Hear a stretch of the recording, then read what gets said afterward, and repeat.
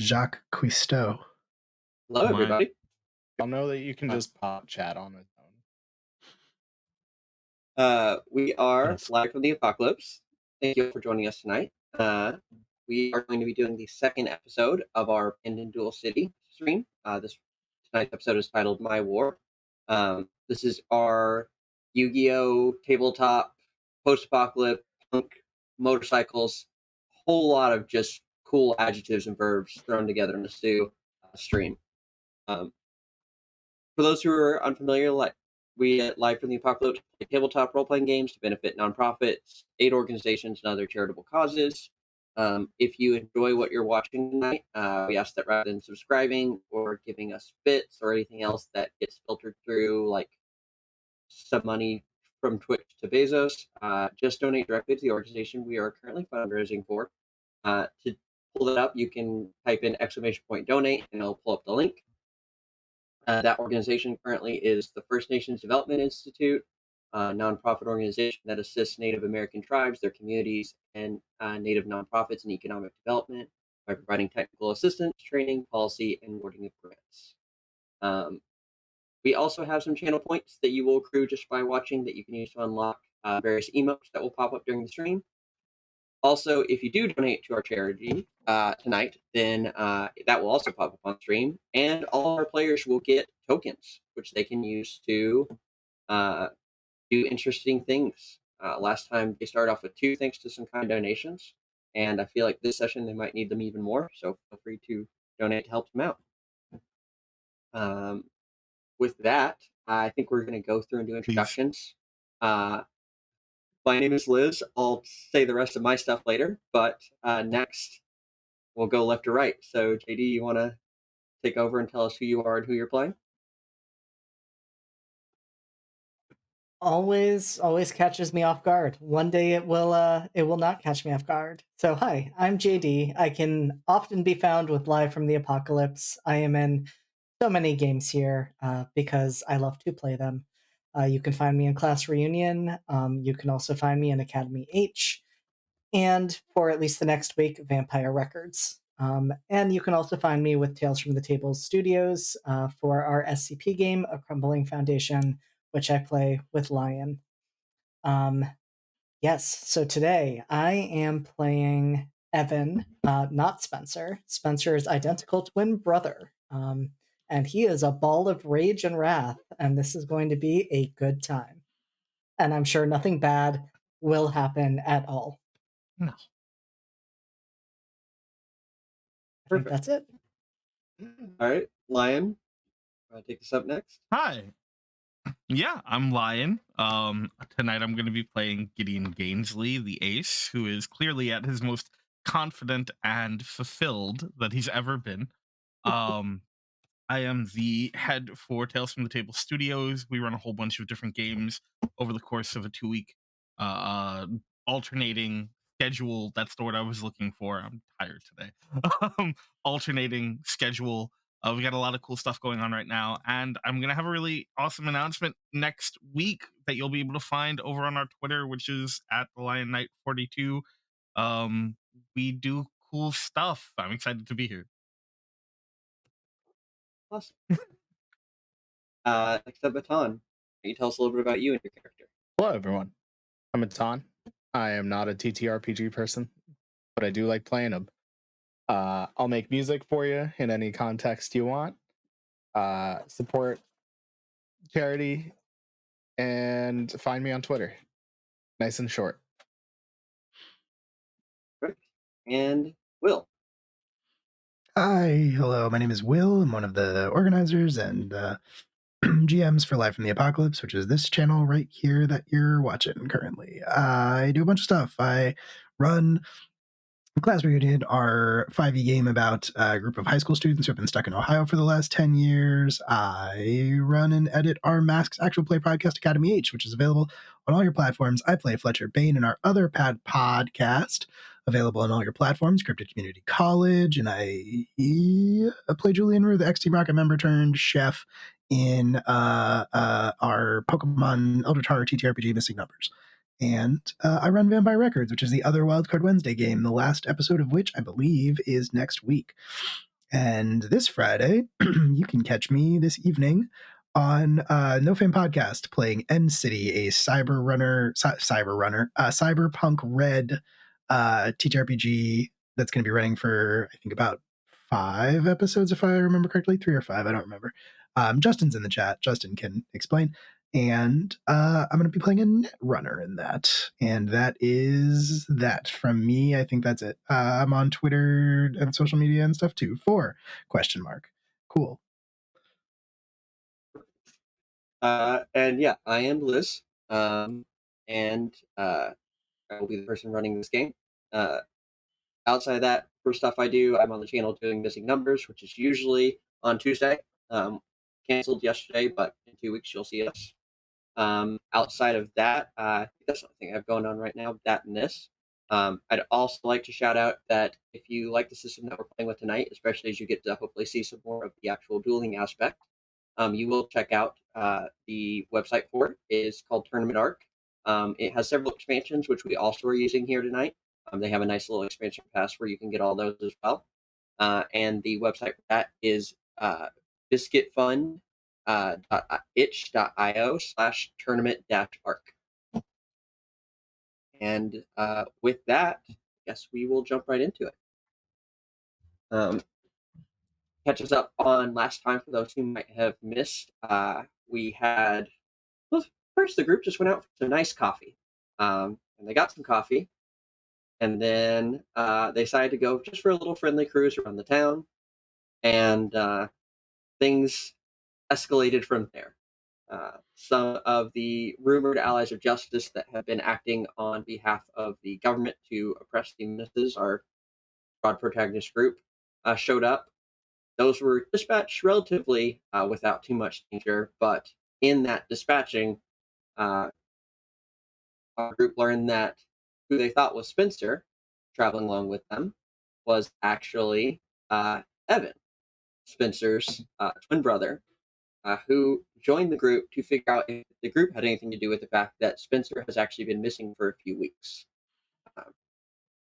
That reveal was quickly interrupted by the additional reveal that somebody somewhere had summoned the first leg of Exodia. Those familiar with Yu-Gi-Oh! Will know that that's not a light task or a light omen.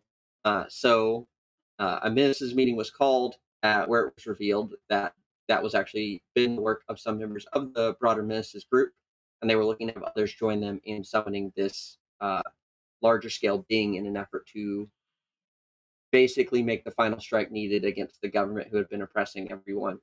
However, our group thought that maybe some things had not fully been thought through in that plan, including rescuing the people who had been captured. So while the other covenants of ministers went off to summon the remaining pieces of Exodia and complete this effort, our group was planning to lead an attack to try and rescue Spencer and anyone else who had been potentially captured. Right as this plan was kind of agreed upon, there was an attack upon the mechanic shop that this meeting was being held at, and everyone quickly took an opportunity to evacuate while the two people who run the shop held off the allies of justice that were attacking.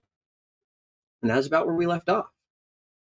So you all are cruising through the streets. You did get from, well, there's no other way to say it, a relatively shady figure, but he does seem to be aiding the ministers, Blackwood, who did provide some information about both more details about the state working on something beyond the allies of justice to try and harm ministers, as well as I guess a propaganda piece, we'll call it, that the state was planning to leak around a death cult to try and basically get citizens to rat out any ministers they saw practicing witchcraft or summoning anything. He also, upon the group pushing that this was going to be their priority, provided the site that would be a likely place he suspected that the captured ministers might be held. And is that where you all are headed? Or are you going somewhere else first? Or are you going in a different direction?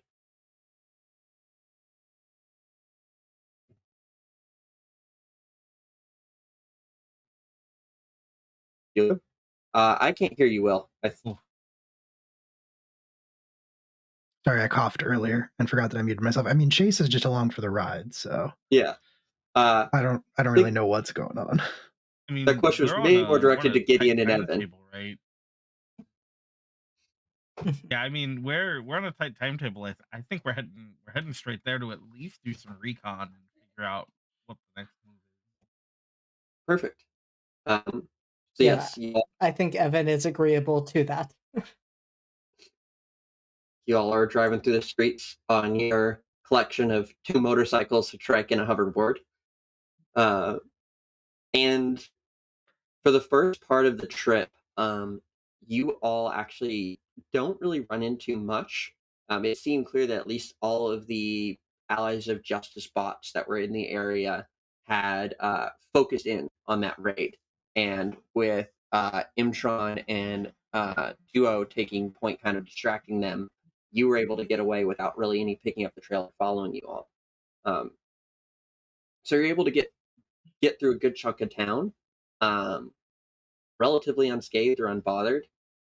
However, as you start to get closer to the area of the town that's in, you all, and maybe just from the directions Blackwood gave you already identified this, or maybe you don't notice it until you start to get closer.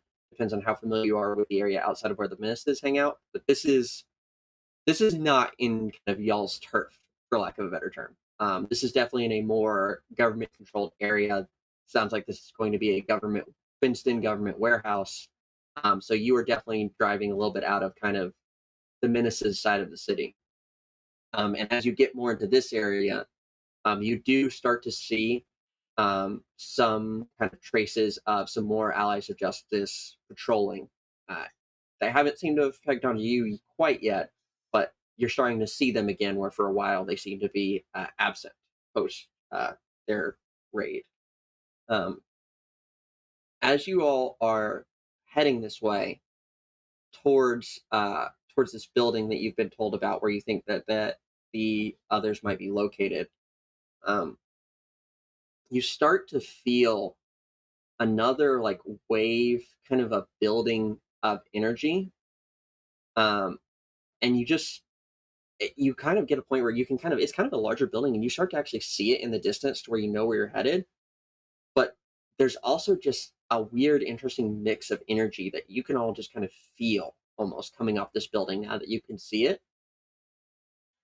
And as you all start to get closer to it and start to get in with it within like where it's coming up, there's all of a sudden a surge of energy that just like pours out from it that you all feel. And it feels almost the same level of that like oncoming train, like kind of level of intense energy that you felt from when the first limb of Exodia was summoned. But where that felt just like intimidating and raw and power, but without any other kind of like effect on it, this outpouring of energy feels almost sickly a little bit. Like it makes you feel vaguely nauseous. It's an uncomfortable energy. And as it kind of overtakes each of you, you each actually have like a flash. And it's just a brief thing. It's not enough to interrupt your driving your motorcycle, but it is just kind of like almost like a flash or a vision in your head. Not quite like a dream, but just like almost just an image that kind of overtakes each of you.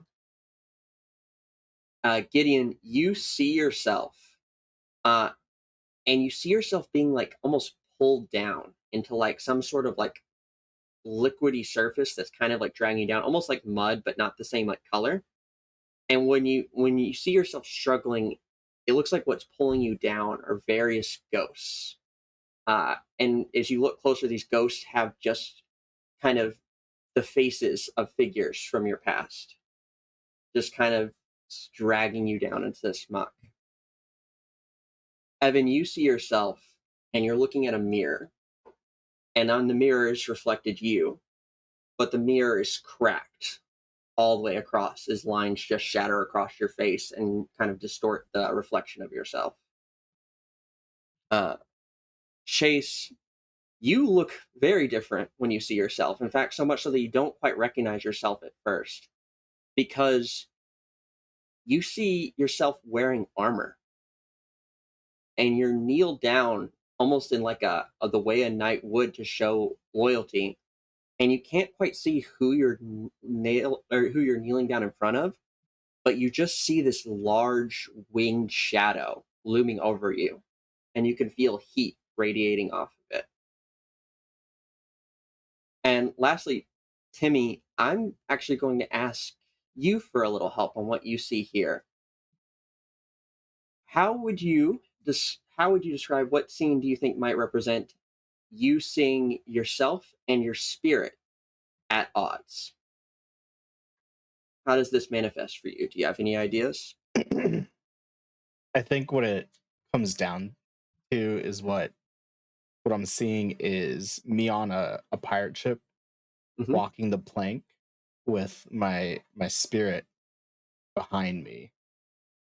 And my spirit is just saying, "Take the plunge." And that's all we see. Perfect. And then with the briefest flash, you all are back. And you're still driving forward. Everything's fine that way. But now looming over that building that you were all headed towards, that you felt this energy coming from, there's floating a singular ghostly letter. A D is floating in the air above this building. And it, again, every time you look at it, you just feel uncomfortable. And unless anyone's doing anything different, you continue on towards the building.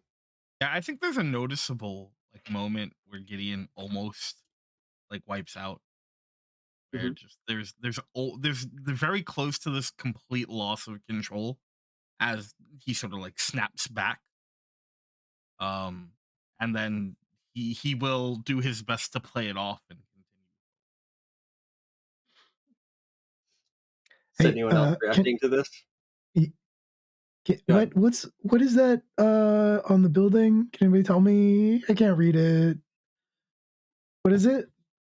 Can anybody say it? It's a big D.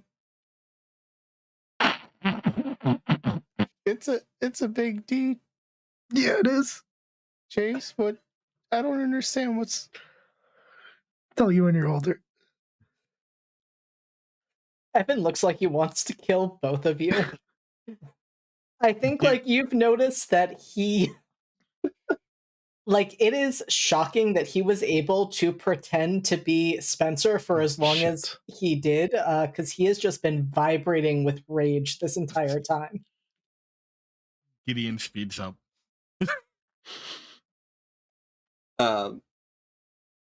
And yeah, as you all get closer to this, you see that some of these allies of justice that are patrolling the area have started to peg onto you and like are starting to move in. You see some of the little like hounds you ran into before, some of the what did we call them, because we were avoiding brain filleers shaped ones with the kind of metal tentacles coming off what looks like a face, flying in closer as well.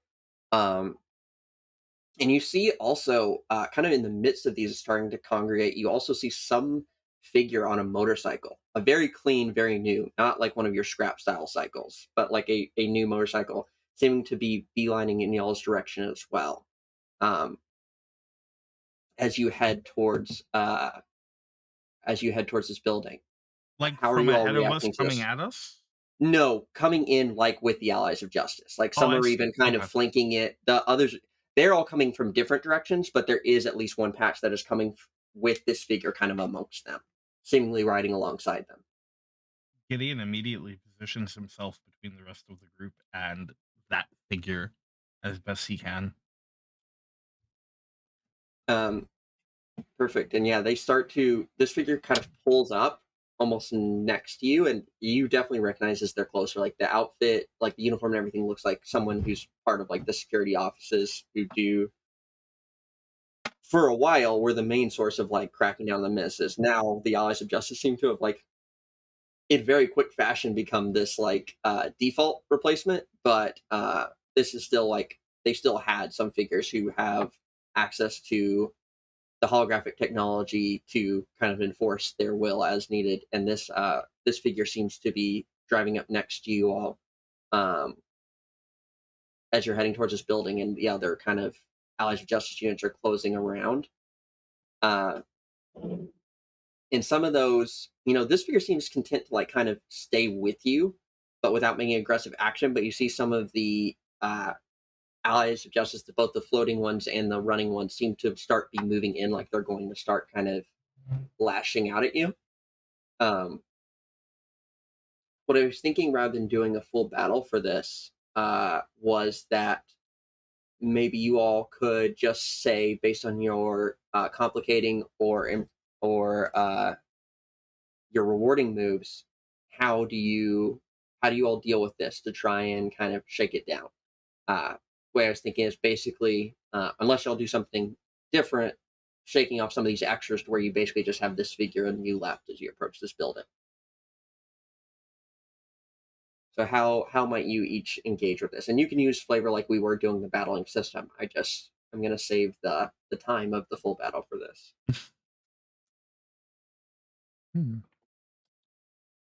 So you said complicating or rewarding moves, right? However, yeah, we're actually not going to a total. I more just want to see narratively what you think each of your characters does in this moment. It's less point accrual and more just how do you react. I think Gideon is having a moment where he sort of is hyper fixated on trying to fulfill the role that he knows he has to, maybe to a fault.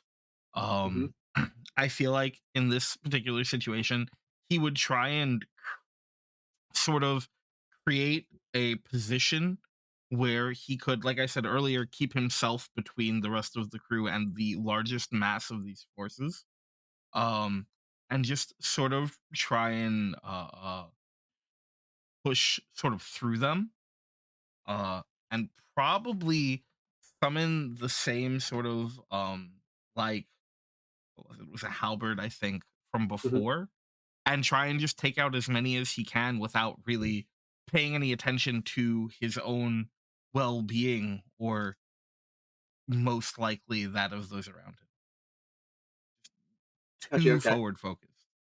And was that sorry, I might have missed the cue. Was that a specific move to do that? No, just narratively. I think that's, if I was going, it probably could be like be way too intense. I know that's a complicating move I have. Okay. I don't know if this would fit that, but that's kind of how I envision Gideon's reaction to this situation. No, I think that's appropriate. So I would say take a token, and with that in mind, I think you are able to kind of like dive in, and you're definitely taking some out doing this, but you're also taking some hits as this is happening, as you're just being a little bit reckless. And I'm actually, as like a flavor piece of this, I think set your life points to 4, Sounds good. as you're just kind of taking a little damage before any like potential battles that may happen. Yeah, love it. What about anyone else have any suggestions or thoughts on what they're doing?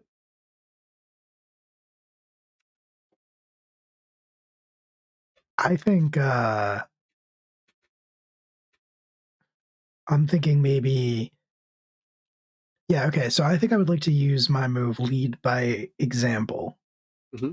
And so I think Chase is just going to, maybe just for Timmy. I don't know that Evan or Gideon, I mean, Gideon's obviously already doing something, but I don't know if Evan would follow him, but he's going to like tilt his hoverboard forward and kick on the jets stronger than they were before. And as he starts to speed up, he's just going to say, "Follow me," and is going to start weaving through. This is kind of a combination, I guess, of 2 moves, because I have lead by example and I have run rings around someone else.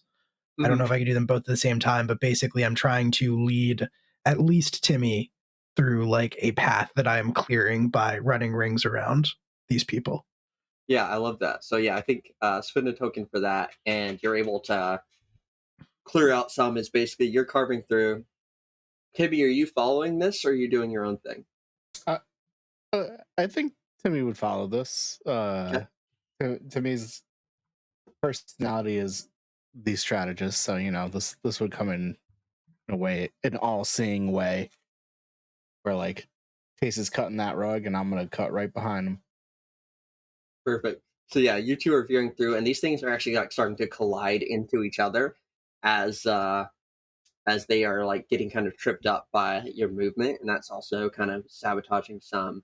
Um, Timmy, are you doing anything else like one of your moves while this is happening, or are you just following along?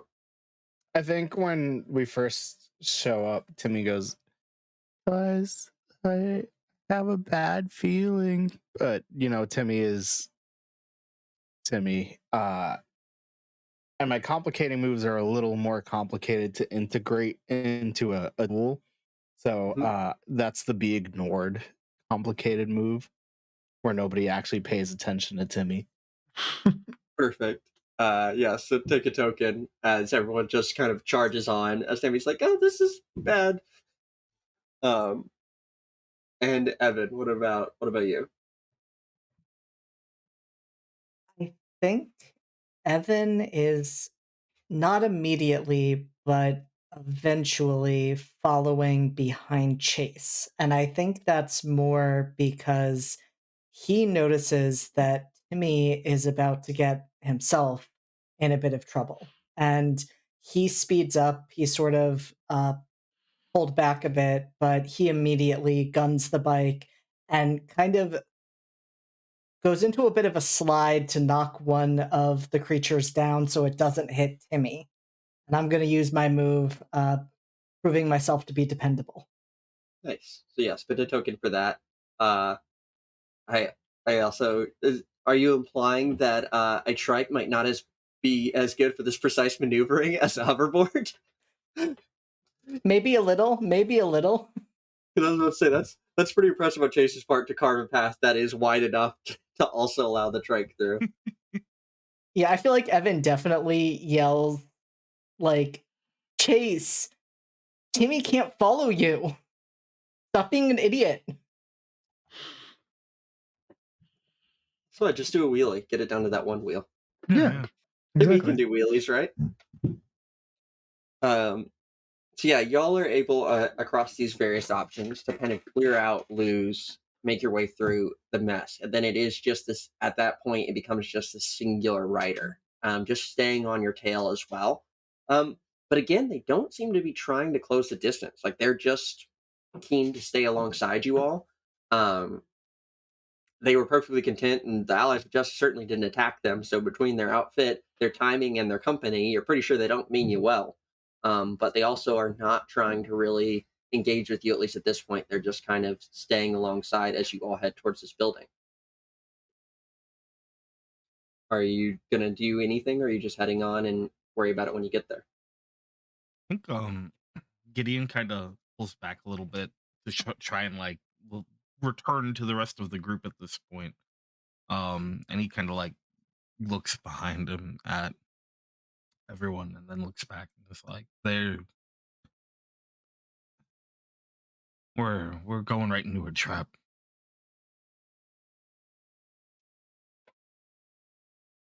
Well, what other choice do we have? Well, there's only one of him right now. Might make sense to split up. Even if we're going to the same place, you can only keep eyes on one of us. Two Can of I us. can I stick with someone? I don't like the idea of that. Don't you worry, Timmy. You're not going to go out on your own. Yeah, I don't think you could survive on your own. That's I don't not think very nice. No, but it's true. I don't think that's completely necessary.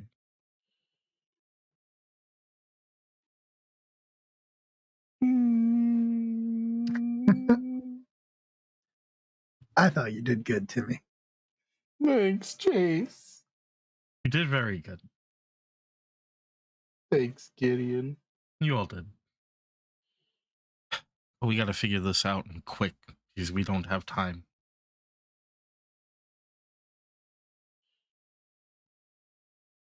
If two of So us are willing to, go ahead. I was going to ask where we go next.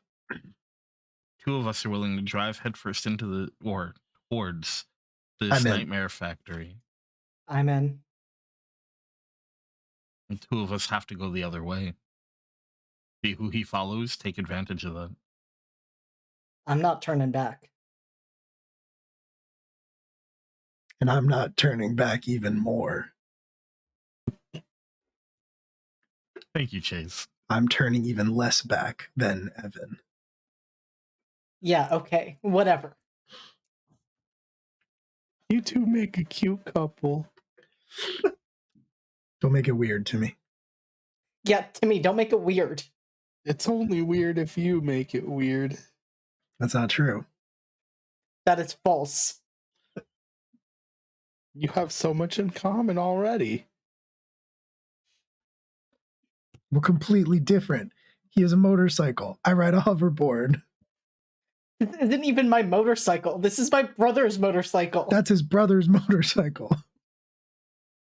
He's going to be happy to see that again.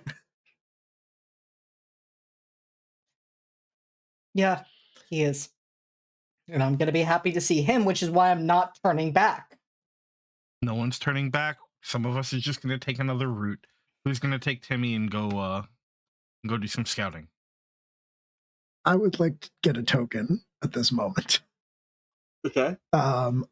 As far as Chase is concerned, Evan and he already said we'll charge straight in. So it sounds like the plan has already been made. I think I'm gonna make an amateur mistake and not wait for the plan to be solidified. Perfect. Yes, take the Incredible. token as you shoot off towards. Yeah, I'm the building. gonna tell Evan try to keep up and then just take off. Oh yeah, Evan is right behind.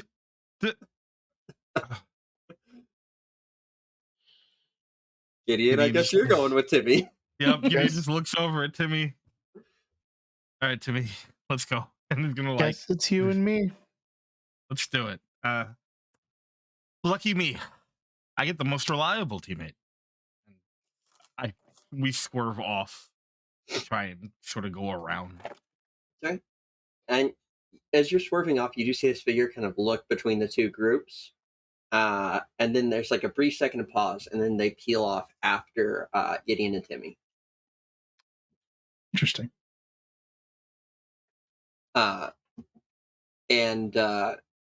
So what route, because I know obviously the others are barreling on straight ahead. For Gideon and Timmy, what are you doing in terms of, you said go a different route or scout out. What is your plan in terms of where you're headed? I think knowing that the other two are going headfirst towards this place, we probably would want to go around so that we can get eyes on what the rest of the facility might look like from the other side, see what kind of defense they have surrounding it, and see if we can find another way in, if possible.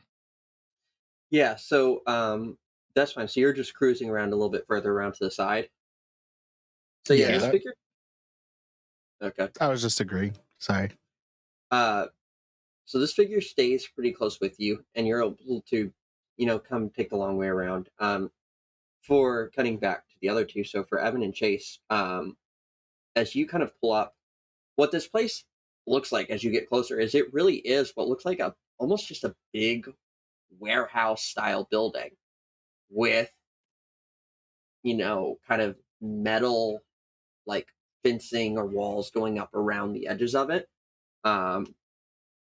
It looks like there's seemingly a big gate on the front. The walls go all the way around, and you can see the top of the warehouse poking up overhead with that same ominous D floating in the air above it. As for the other two, as you're cruising around, you see the same thing. It looks like this wall just surrounds this place on all sides. You might be able to get up and over in some way, but in terms of having another entrance, there seems to just primarily be the gate up at the front.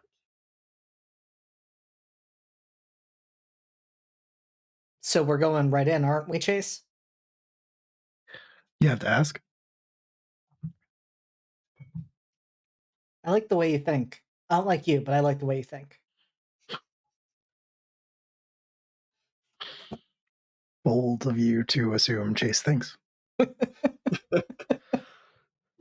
was just waiting for it. So are y'all just gonna try and push through the gate?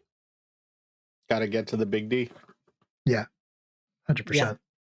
Are you parking and trying to open it? Are you just trying to blast your way through it with summon of some variety? How are y'all approaching it? I mean, my instinct is to blast it for sure.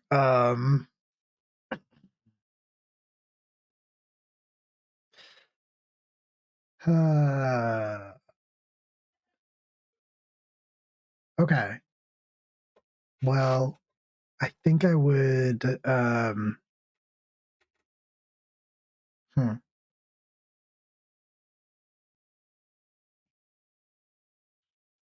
you have a move here, Evan? Because I don't think any of mine would specifically apply for this. Don't you have magic monsters? Yeah, but like I'm trying to fit it into one of the like phrases of the moves, and a lot of mine are like doing cool, impressive stuff, but not necessarily just like powering through something. I see. Okay. So I think if I do this, it's probably going to negate the token I would otherwise get. But I am wondering, Liz, if I could have emotions flare up at a bad time and have that be what does activate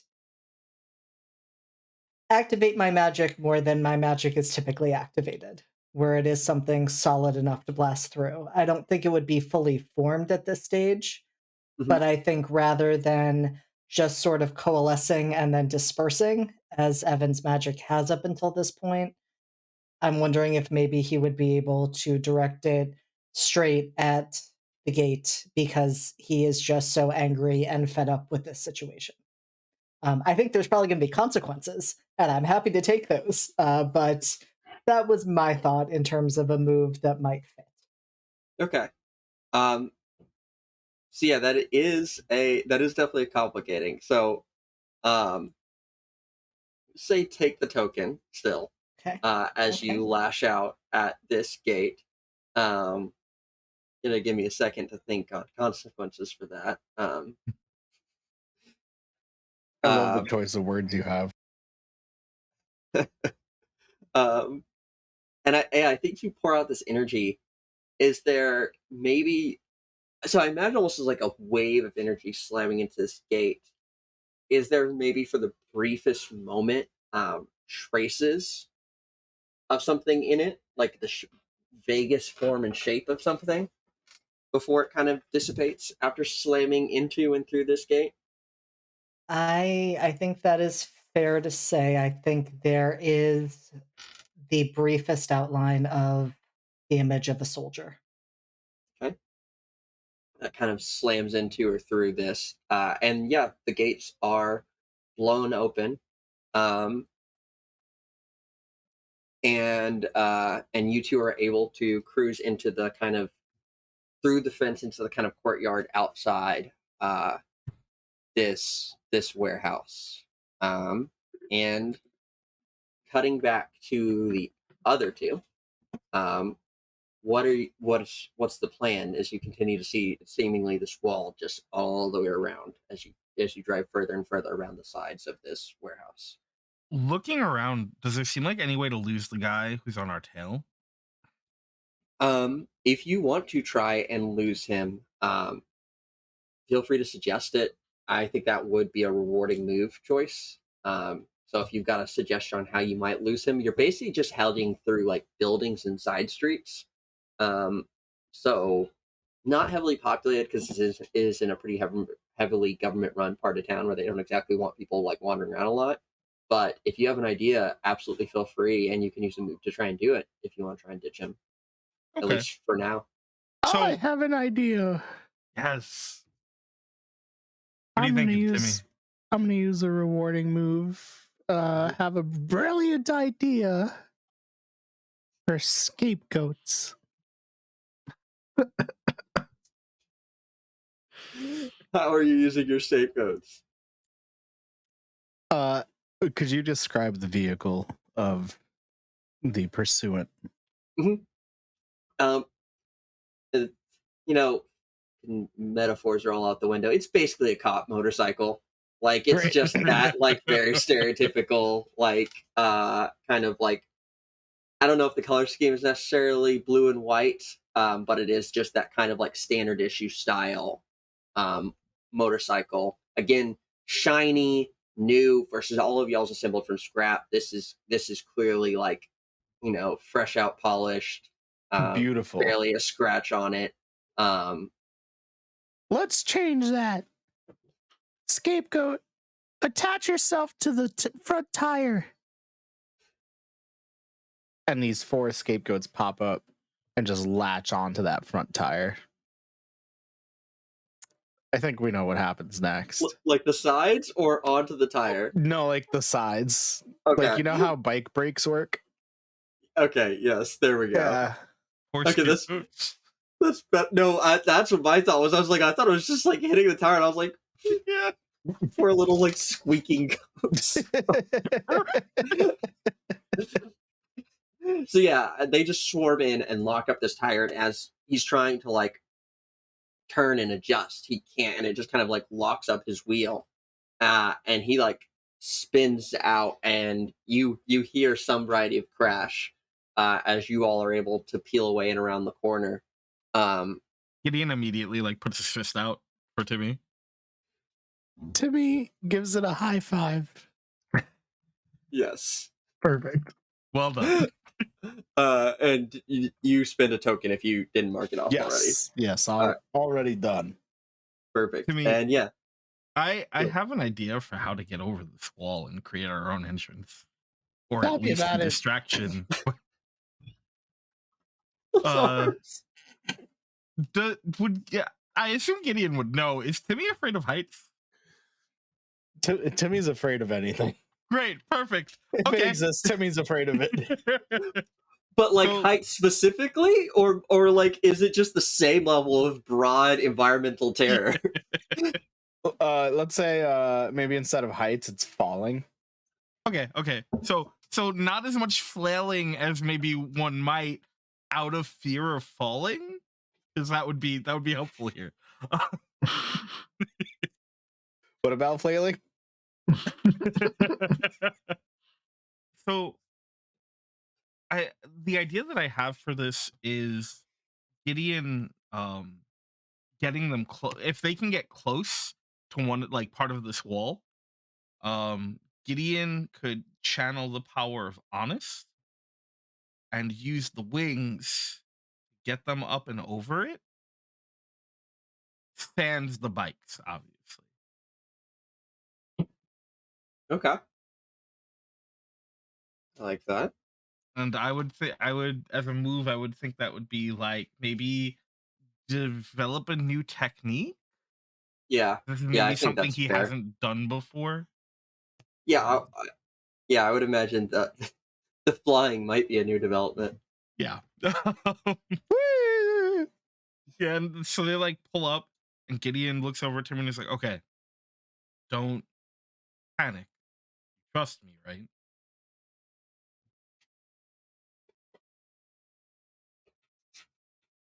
Yeah. A little bit more of a pause than I would have liked, but good. This is good. Okay. Close your eyes and hang on. And then there's this like, if you do close your eyes, there's this like radiant light that just sort of exists, and Gideon like channels the power of the Honest, and the like like translucent, ethereal, feathery wings almost sort of like sprout out, and then he's going to attempt to fly. Maybe not, definitely not gracefully, maybe not even precisely at all, but enough to be able to get to the top of the wall, if not to get completely over the wall. No, I think you can do almost like an exaggerated leap, assisted by wings that puts you like up and over the wall. Certainly. Okay, cool, yeah.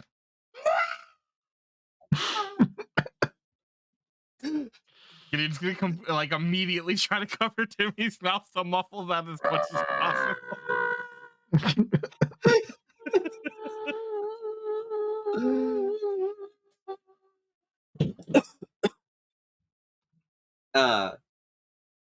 And you both are able to cruise over, land on the other side, mostly intact. And you're actually closer to because you come around the side, you're closer to the warehouse itself than the others who have entered through this kind of bigger gate with like a more open kind of courtyard is not the right term, but like, open area of land before the warehouse itself. And as you both land, you all again feel another outpouring of energy. And again, this kind of wave of kind of sickly energy washes over you all, this time with no vision attached. But it just kind of slams into you, and as you all feel it looming above, you look up and see an E floating next to the D over this warehouse. And then Chase and Evan, standing in the courtyard, you see someone walk out from the inside of the warehouse, kind of out of the shadows. And it is this figure wearing kind of like a long cloak, even covering over their head. For lack of a better term, it's kind of exactly what you would expect, given the discussion of the government spreading rumors about a death cult meeting in secret to summon things. Like, this figure is very much wearing your stereotypical long robes looming out of the shadow. And as they walk towards you all, they pull back the top of the cloak, and you see just a bald figure with various kind of tattoos across their face, with a dual disc on one arm, striding towards the two of you. I would like to drive my motorcycle straight at this figure. Forgot I y'all wanted have to do the captured same motorcycles. thing. Forgot this crew got to get the motorcycles in. I was gonna Fair get way enough. too cocky and be like, "Don't worry, I'll handle this." And I like the idea that maybe we both have that exact same thought. And 100%. Yeah. So, which complicating move are you using that also warrants this, Evan? Is it just the emotion flare up again? I think maybe I'll even use take something personally. Mhm. So I think with Chase being like, no, I'll handle this, especially when Evan just handled the door. I think Yeah. he's like, no, we're doing this together, or we're not doing it at all. I'll race So, you yeah. to him.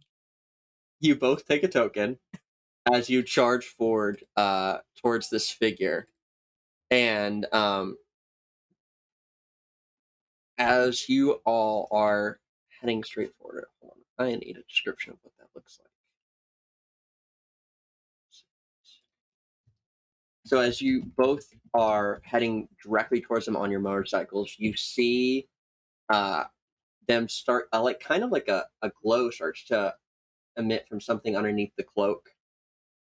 And all of a sudden, in front of both of you, in a appearance that causes your bike and board to crash into this thing, appears this kind of monster with long, almost fabric-y kind of arms sticking out, a small kind of its face looks like something between some sort of demon and a bat, and it's got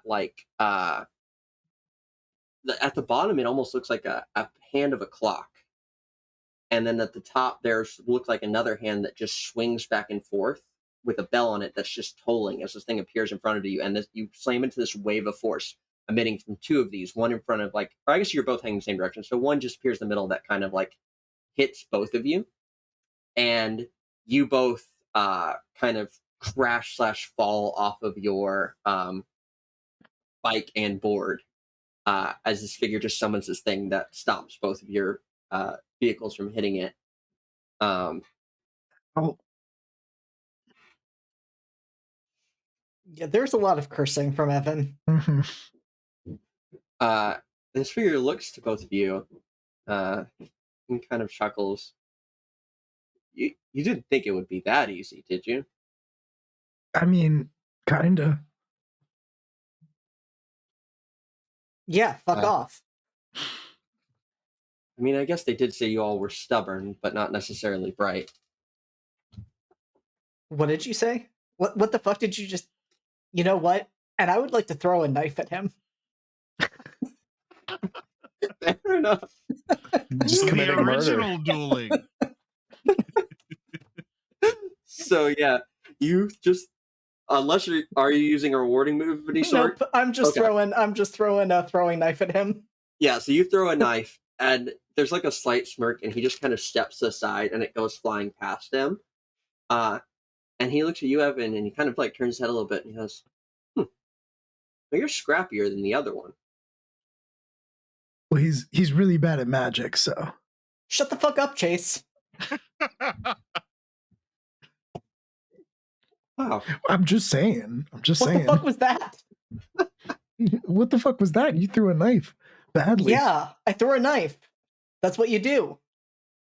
That's what you do. Yeah, it is what I do. Yeah, we're saying, yeah, that is what you do.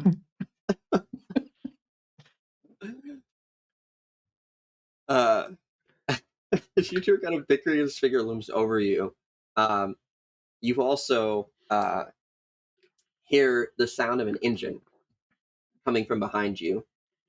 And over your shoulder, pulling in through the gate, is a slightly less polished motorcycle that is now a little bit scuffed that pulls into the gate.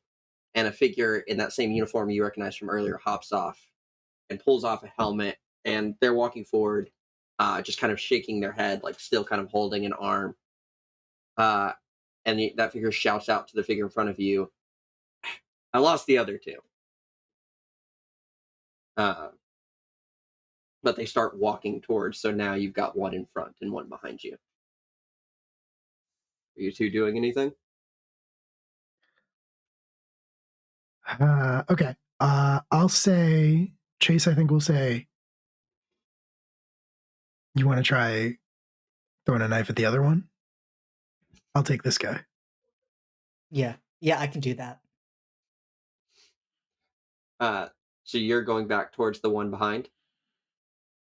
And Chase, you're taking the one in front or the one that just showed up? I'm taking the one in front. I think Evan is going to try to take the one that just showed up.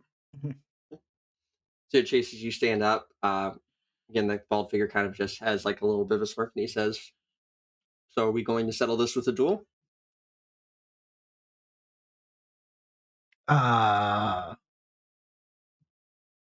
we just, like, fight?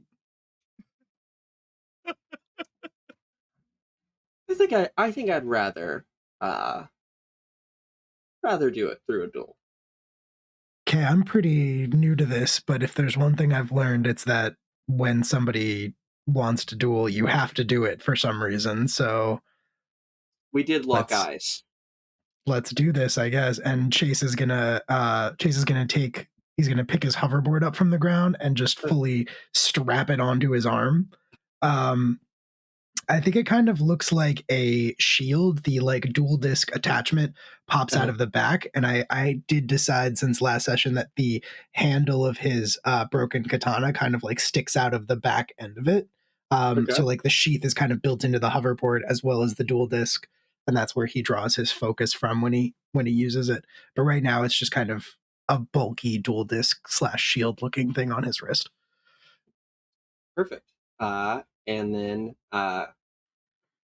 Evan, you are striding towards the other one? Yep.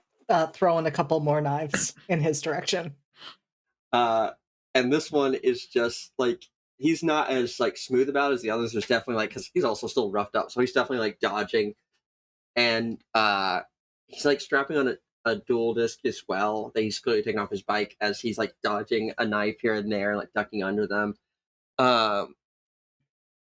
And you just kind of in a gruff way just hear him go, will you fucking stop that? Oh, am I distracting you? Are you having a problem? Can't concentrate? He looks fine. And as this figure gets closer, this one is where he's got like just kind of like very, it looks a little roughed up from the helmet and the crash, but it looks like at least at the start of the day it was very like kind of heavy gelled, combed over hair. He's got a mustache, very traditional, like stern jaw. And he's just walking forward towards you, kind of frustrated as these like knives are flying towards him. You look like a cop, man. You look like a cop. I hate cops. I also hate cops, for the record.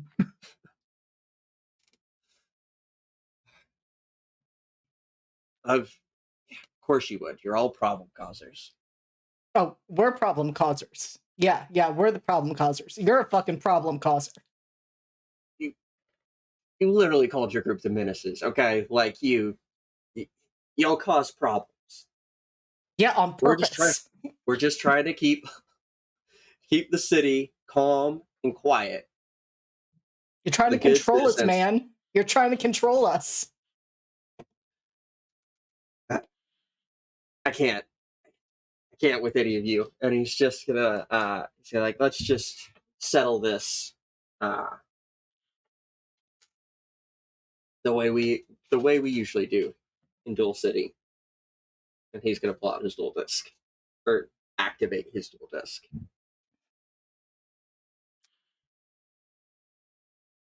And Evans, now probably out of knives, is going to kind of pause for a moment and then shrug and say, yeah, okay, I guess we're doing this. He doesn't pull out anything now. He's just standing there. And while you are staging up to do this, you two, Gideon and Timmy, you all, as you're kind of like, are you moving around the warehouse? Because you're kind of next to the side, but you're not like, the entrance is kind of on the side they're on, though there's some distance between it. So you could probably stay close to it and maybe even get around into it, but you'd have to come near the front side to where you'd be able to see them, essentially. Are there any like open windows or even closed windows that might be on the other side, or like anything else that looks like it could be an entry point? Yeah, there's a window. It is a little higher up, so you probably have to like try and climb or like stand on each other's shoulders to get up to it, because it's like a taller warehouse building. But it looks like a window up above, enough to let the light in it, at least during the day. How are you holding up to me? I think you're muted. I sure am. That was a wild ride. Next time, can we take the elevator? Walls generally don't have elevators to me. Sometimes they do. If there's there's an a elevator building in them. I promise next time if there's an elevator, we'll take the elevator. Okay, thank you. No problem. So we have some choices here. We gotta find our friends, huh? Yeah, just Well, fucking we can grip either it, go find grip it, them, or baby. we can slop that down, cause dude. some- Shit, yeah, dude. make some Crack noise one for the and big get some eyes boy. off of them. Thank you so much for the donation. Thanks, Will's mom. Will's mom. Will's mom. Coming in clutch. Everybody take a token. Nice. Very good timing. She planned that. She did. Nice. Will has the most supportive mom I've ever met. Mm-hmm. And she Officially loves on Cold my Rex. on my top 5 list of moms. Yeah, I agree.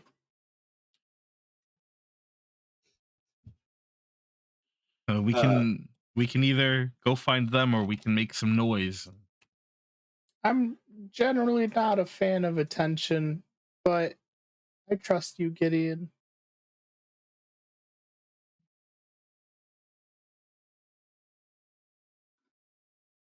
All right.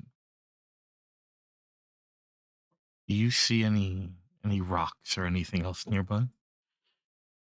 Do I see any rocks or anything nearby? You can. What are y'all doing with potential rock? Well, I see a rock. Well, we're the menaces, right? I think we're just gonna start breaking some windows. All right. Build up a Timmy, little bit of a bad boy streak for you, Timmy. Timmy picks up a rock and gently tosses it up towards the window. And by gently, I mean it doesn't even hit the wall that the window is on. You have to aim at the window, Timmy. You have to put all of your might into it. Are you saying I didn't? Here's what I want you to do. Gideon's gonna just sort of like crouch down a bit and put a hand on Timmy's shoulder and go, I want you to take a moment. I want you to take all the fear and anxiety and any frustrations that you might have, and I want you to put it into the rock, and then I want you to let it go. Let it go, let it go. Don't hold it back anymore. Exactly, just like that. You know, I love how much I love hearing you sing it. Let it go. Let it go. Timmy with a little more force manages to hit the window this time. Not breaking it. Does not have the force for that. But does hit it. There is a tap on the window. We're getting somewhere. Why don't you let me handle this part? Yeah, I think it'd be a good idea. Just be ready to run in the event that they come after. And then Gideon's just gonna start chucking the largest rocks or broken pieces of brick or anything else he can find through these windows. Just breaking windows? Breaking windows. As you break the first couple of windows, one of the first things you notice now that you can kind of like hear into it is you do hear like some sort of like, it sounds a little bit like collective chanting coming from inside. Like some sort of like muttering or chanting coming from inside the building.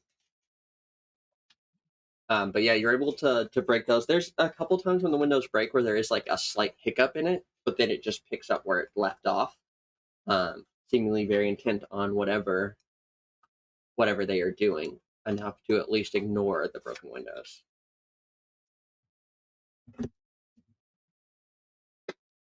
You hear that, to me? It sounds weird. You want to go get a better look? Yeah, that's probably a good idea. Y'all are gonna sneak around and try and go in? I was thinking maybe giving Timmy a boost so that Timmy can Nice. look through the window. Okay. Boost me up, Daddy. We've talked about this, Timmy.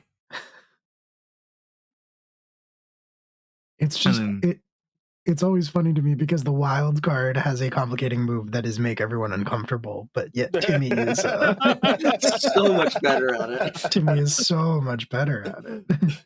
all these tokens Timmy should be getting. I know, you're just giving these away. Yeah, Timmy's a and, weird kid. I don't know what to tell you. yeah, Gideon will just like put a hand out or clasp his hands and like put them on his knee and help Timmy get like a leg up to maybe stand on Gideon's shoulders or whatever it takes. Perfect. So yeah, you're able to lift Timmy up. I'm gonna make you spend a token for that. I think it's fine to see it. And what you see, Timmy, is you see kind of like it's hard to see one figure because they seem to be in the shadows, but then you see three others standing around in cloaks that are a little bit more clear, a little bit more in the light from the window now that's cracked. And they all seem to be, they have hands out and they all seem to be chanting something and are like, seem to be working some sort of energy or magic together towards some like central cause.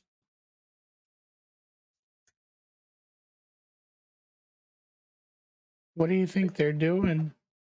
I don't know. I can't see up there, Timmy. They're just kind of all facing the same direction, doing the thing that Liz just said was happening. That's so they're channeling something. Maybe that would explain the giant letters in the sky. What letters were there? The letters to me. And as you're watching this, Timmy, you see an escalation of their tone and chanting, and one of the figures, a burst of magical energy seems to come out of, and they drop to the ground. And you all feel that same immense pressure of sickly energy as an A appears in the sky over the warehouse. And Timmy, as you're looking at this, you see, now that you look at the ground, because you were looking at the figure standing, as you look at the ground, you see next to where that figure fell, 2 more bodies on the ground. The bodies are hitting the floor. You're just gonna let them? Who What let am Timmy I listen to gonna new do? metal? What do we do, Gideon? We're gonna have to get in there. Isn't that too much? I guess we're going around the long way. We're gonna go find our friends and Evan, and we're gonna get in there and stop this. We're gonna find our friends in Evan. I mean, that's fair. I'm not insulted at all. Valid. Speaking of friends and Evan, let's do a duel. Let's do a duel. I was gathering cards. The duel. Yeah, I believe it is time to 5 Ds in a row duel. Hey. Wait, is that where the 5Ds come from? In 5Ds? I don't know.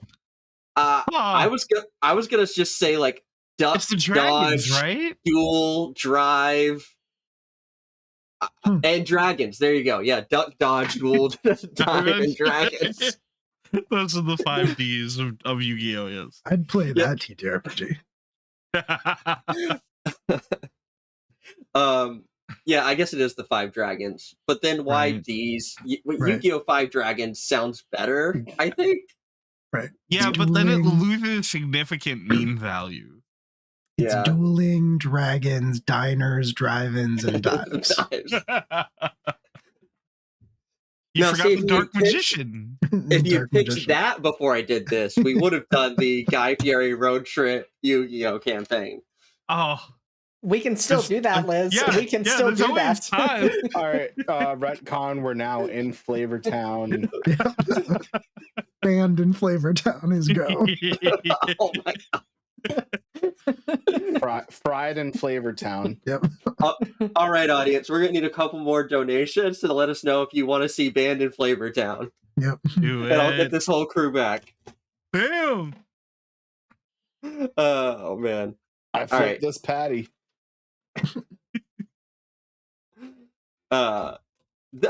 That's even more because there is, what is the hamburger card?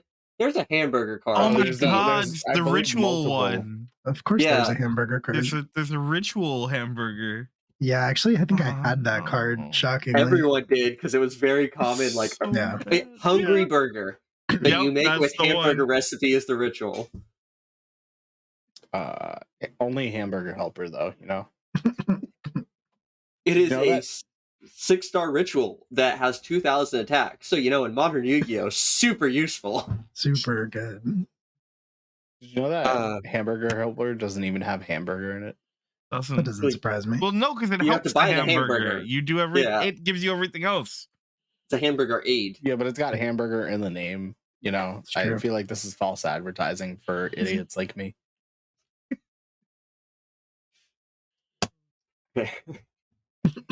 What were we doing again? Beautiful. We're dueling. 2 of you are dueling, not you 2. We're doing something. You were doing breaking and entering. The other 2 are dueling. let's start with Yeah, just Chase fucking rip it, and baby. the bald Slop figure. that down, dude. Shit, yeah, Oh, dude. thank you all so much Crack for the one for the donation. big boy. I Thank cannot you. Do the burger card game for your donation. much appreciated. That is another token and a vote towards Banned in Flavor Town.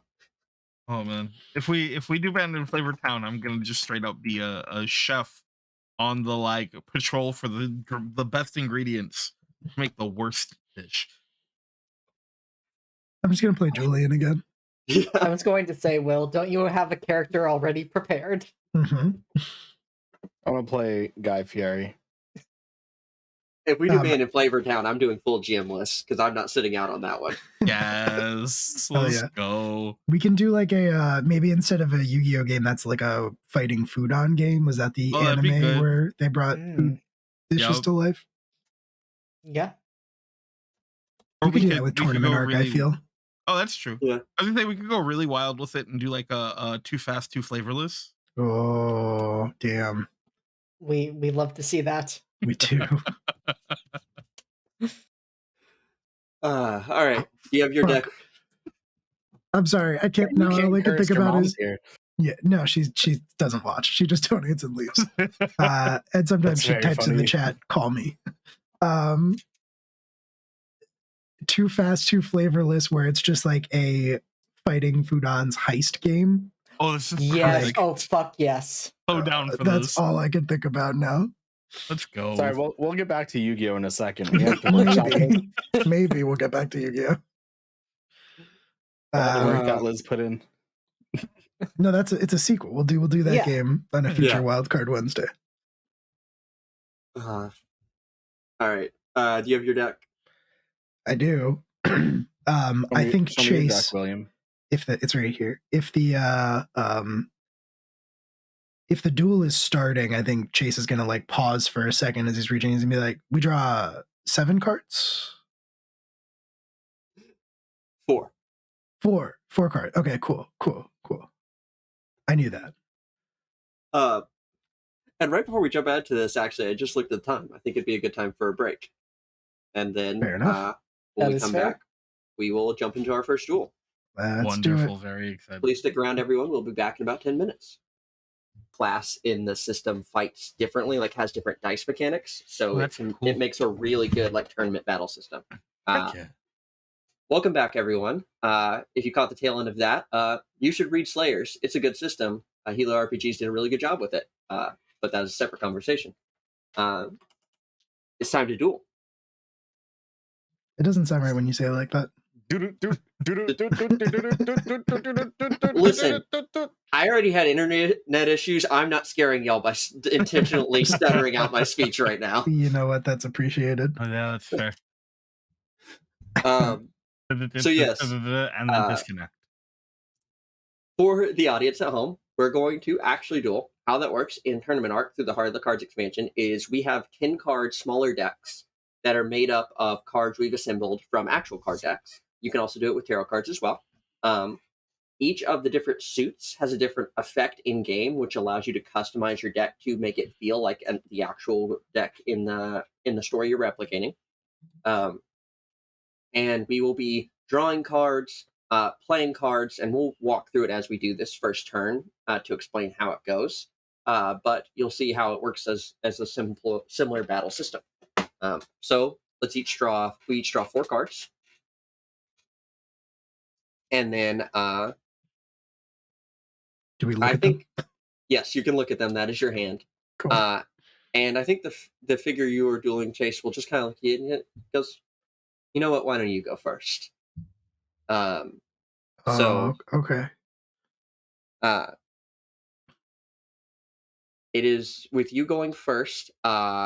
You are going to be attacking. Is really Okay. the primary defense. You both play cards at the same time frame. It just determines who's the attacker and who's the defender, which is relevant depending on which suit you use in your deck. Because some suits have effects that trigger when you're the attacker, and some have effects that trigger when you're the defender. Okay, cool. So you would be the attacker initially. Do I need to actually remember what any of these cards do mechanically? No. Okay. Well, I will cover all that as we go. Oh, you mean the Cool. Yu-Gi-Oh cards? Yes. Yeah, no, we'll be fine. Okay, cool. So now that we've started the turn, we're each going to draw a card for the draw step. So you actually draw a 5th card, Ooh. and then we're going to go into the play step. So the play step, we each take a card and play it face down on the field. This will be our face card that will represent us. We are going to flip that. That card is the one where if you win the round, its suit's effect will impact the other player. You're going to get a chance in the step right after this step to boost that card with other cards from your hand. So that's not going to be the final value you're laying out, but that is the initial starting value that you're playing out on a singular card and the effect that will work if you do win. Okay. Probably not going to do it on the first round, but you do always have the chance to offer a pass. Say like your hand was depleted and you're like, hey, do you just want to skip this round? And do a pass, you can do that. It's just an option where both players agree, hey, we could really use more cards in our hands. You can choose to basically skip around and do a draw. Okay. I think I understand. So we've both drawn our card. So now pick what card is going to be your face card. Normally you play it face down, but we can't see each other's cards. So That's true. just put it forward, whatever card you're doing for your initial card. Okay. And do I tell you what it is, right? Give me 1 second because I'm picking mine, but after we Okay. both picked ours, we will say what they are. Nice. I am just refreshing myself on the suits real quick to make sure. All right. So I'm good. Are you? Yeah, I'm good. All right. So my face card is an Ace of Clubs. What is yours? Ace of Hearts. Okay. So now we go to the battle phase. So the battle phase, we play any number of our cards from our hand face down next to our face card. Okay. You can choose not to play any. Once we both have played our respective cards, those will be flipped, and we will add the total to see who wins the round. Okay. Normally the person who has the highest value card as their face card plays out their boost first, so that the other person can see how many boosted cards they added to that card. Since we have a tie, you would do that first because you're the attacker this round. Okay. So lay out as many boost cards as you want. You don't have to tell me which ones they are, but just have to tell me how many you're choosing to use, and then I get to lay out mine, and then we go from there. Okay. And I can do as many as I want? You can, but you only get to draw one each turn. Right. So the thing you have to Okay. keep in mind is the best you could possibly do. You have a heart, right? You said? Yes. So a heart is pure power. So you can do extra damage if you win this round. So there is value in that, but the Right. most you will do is 2 life point damage this round, Sure. and you have to do 5 to win. So Right. Okay, cool. And do these cards go away after this round? Is that they will go into your discard. When you run Gotcha. through all the cards in your deck, you get to pull your discard again, but they're going to stay in your discard until you burn through all the cards in your deck. okay? Cool. I see. All right. Awesome. All right. I think I'm good. We'll see what happens. Okay. How many boosts are you playing? 1. Okay.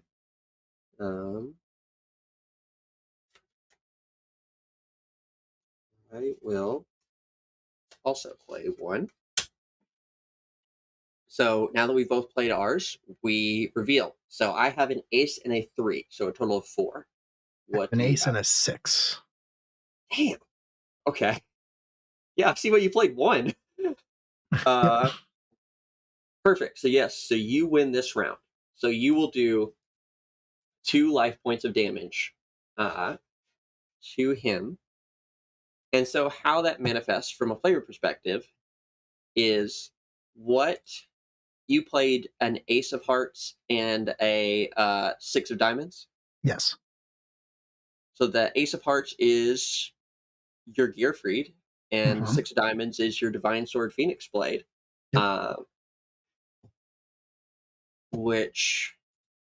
So yeah, I think though in this case, Gearfried can't normally equip stuff right like that.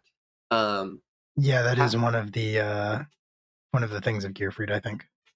So again, and this is a flexible system in Magic as it is. So I think you play Gearfried.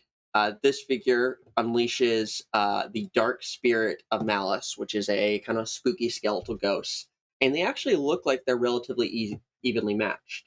But then you also have the Divine Sword Phoenix Blade, and how do you think? I'm curious how you might be able to work your magic to kind of manipulate the rules of this. Like, Gearfried can't wield this weapon, but how might this magically enhance him and allow him to overcome this? I think just like in the show, we can sort of freely kind of interpret the descriptions of cards.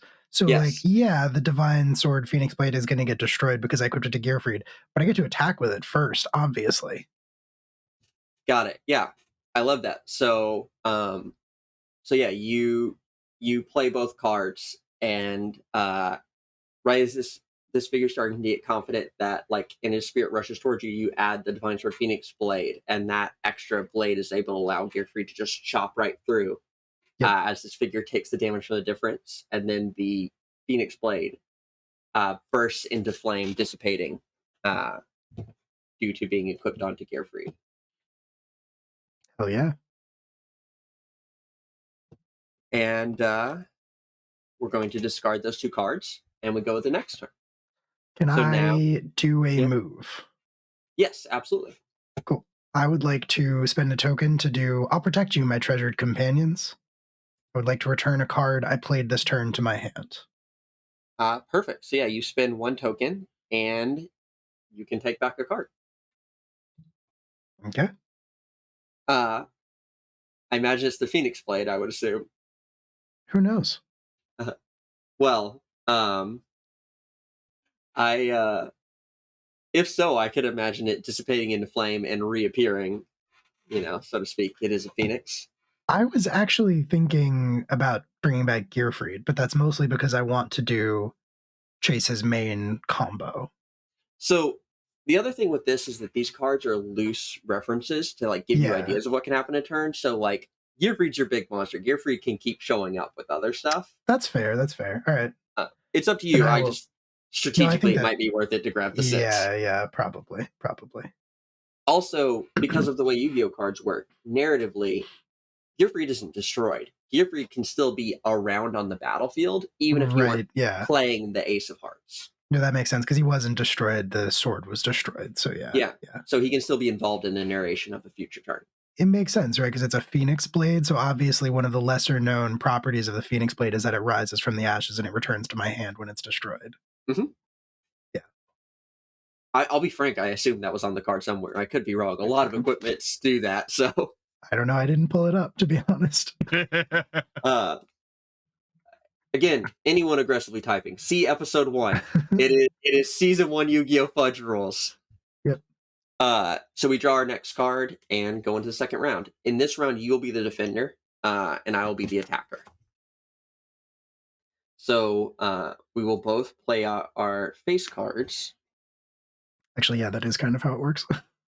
Yeah, you like exile warriors from your graveyard. Yeah, I have to exile 2 warriors and then I get it back.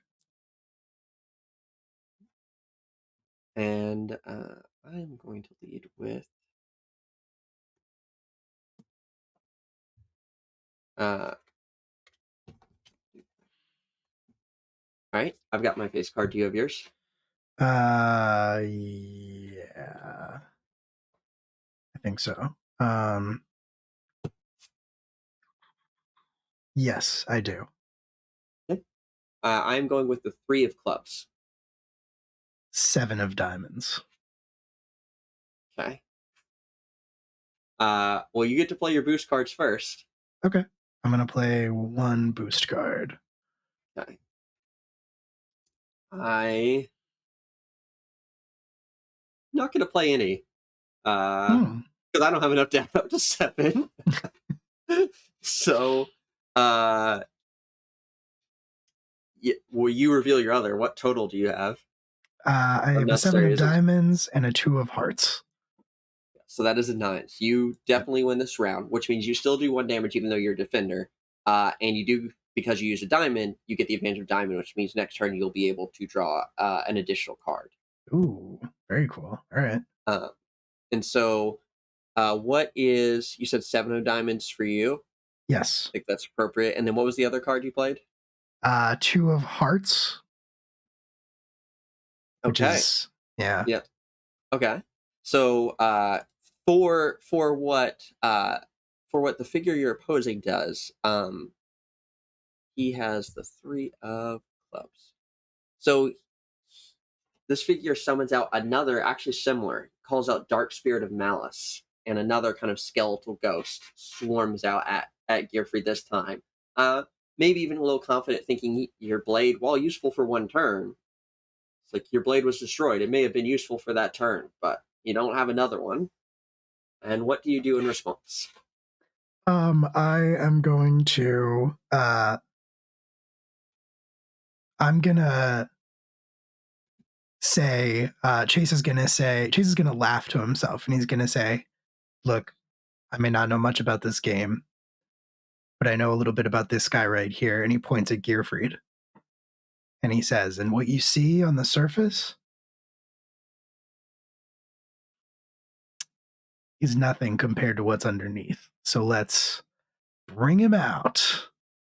And then I am going to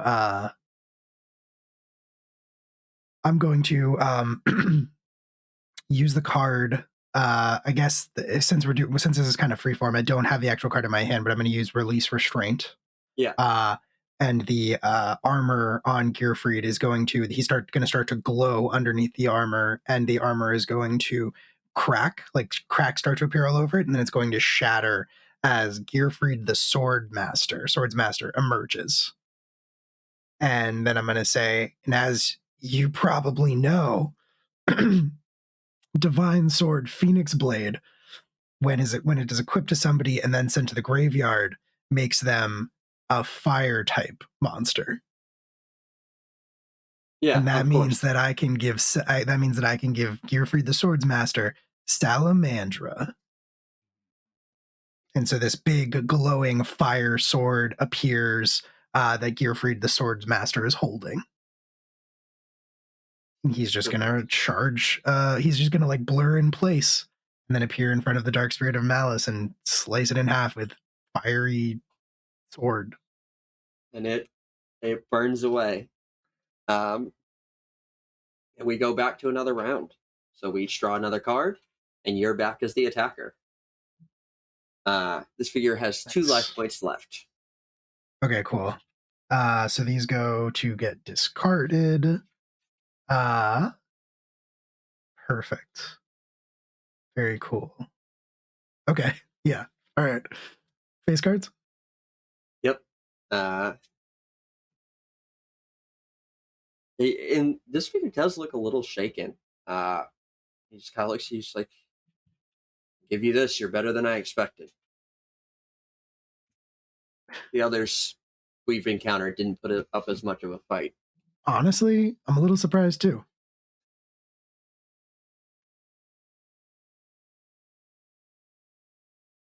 And my face card is an Ace of Spades. Motorhead plays in the background. Mine is a 6 of diamonds. And then with that being the top card, you get to play your boost. Okay. Cool. Did you draw your extra card this round for winning with diamonds last round? I didn't draw the extra card. Okay, cool. But yeah, I am good to go. Okay. How many boosts did you play? Just one. Okay. Do you need to know what it is? No, I don't need to know it. I just need to know how many before I play mine. Okay, yeah. It was a 7 of diamonds, right? Yep. Or no, I'm sorry, 6 of diamonds. 6 of diamonds was my face card. Okay, 6 is slightly better. All right. I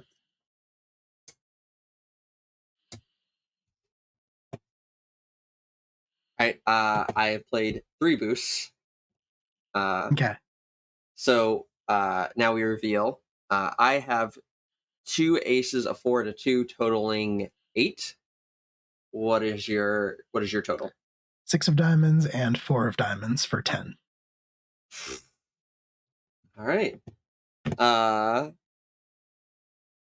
yeah, how this manifests, at least on this figure's end, is um, he does start to get a little bit cocky, and he says, "Well, you've been able to destroy some measly spirits, but I think it's time we bring out something a little bit more serious."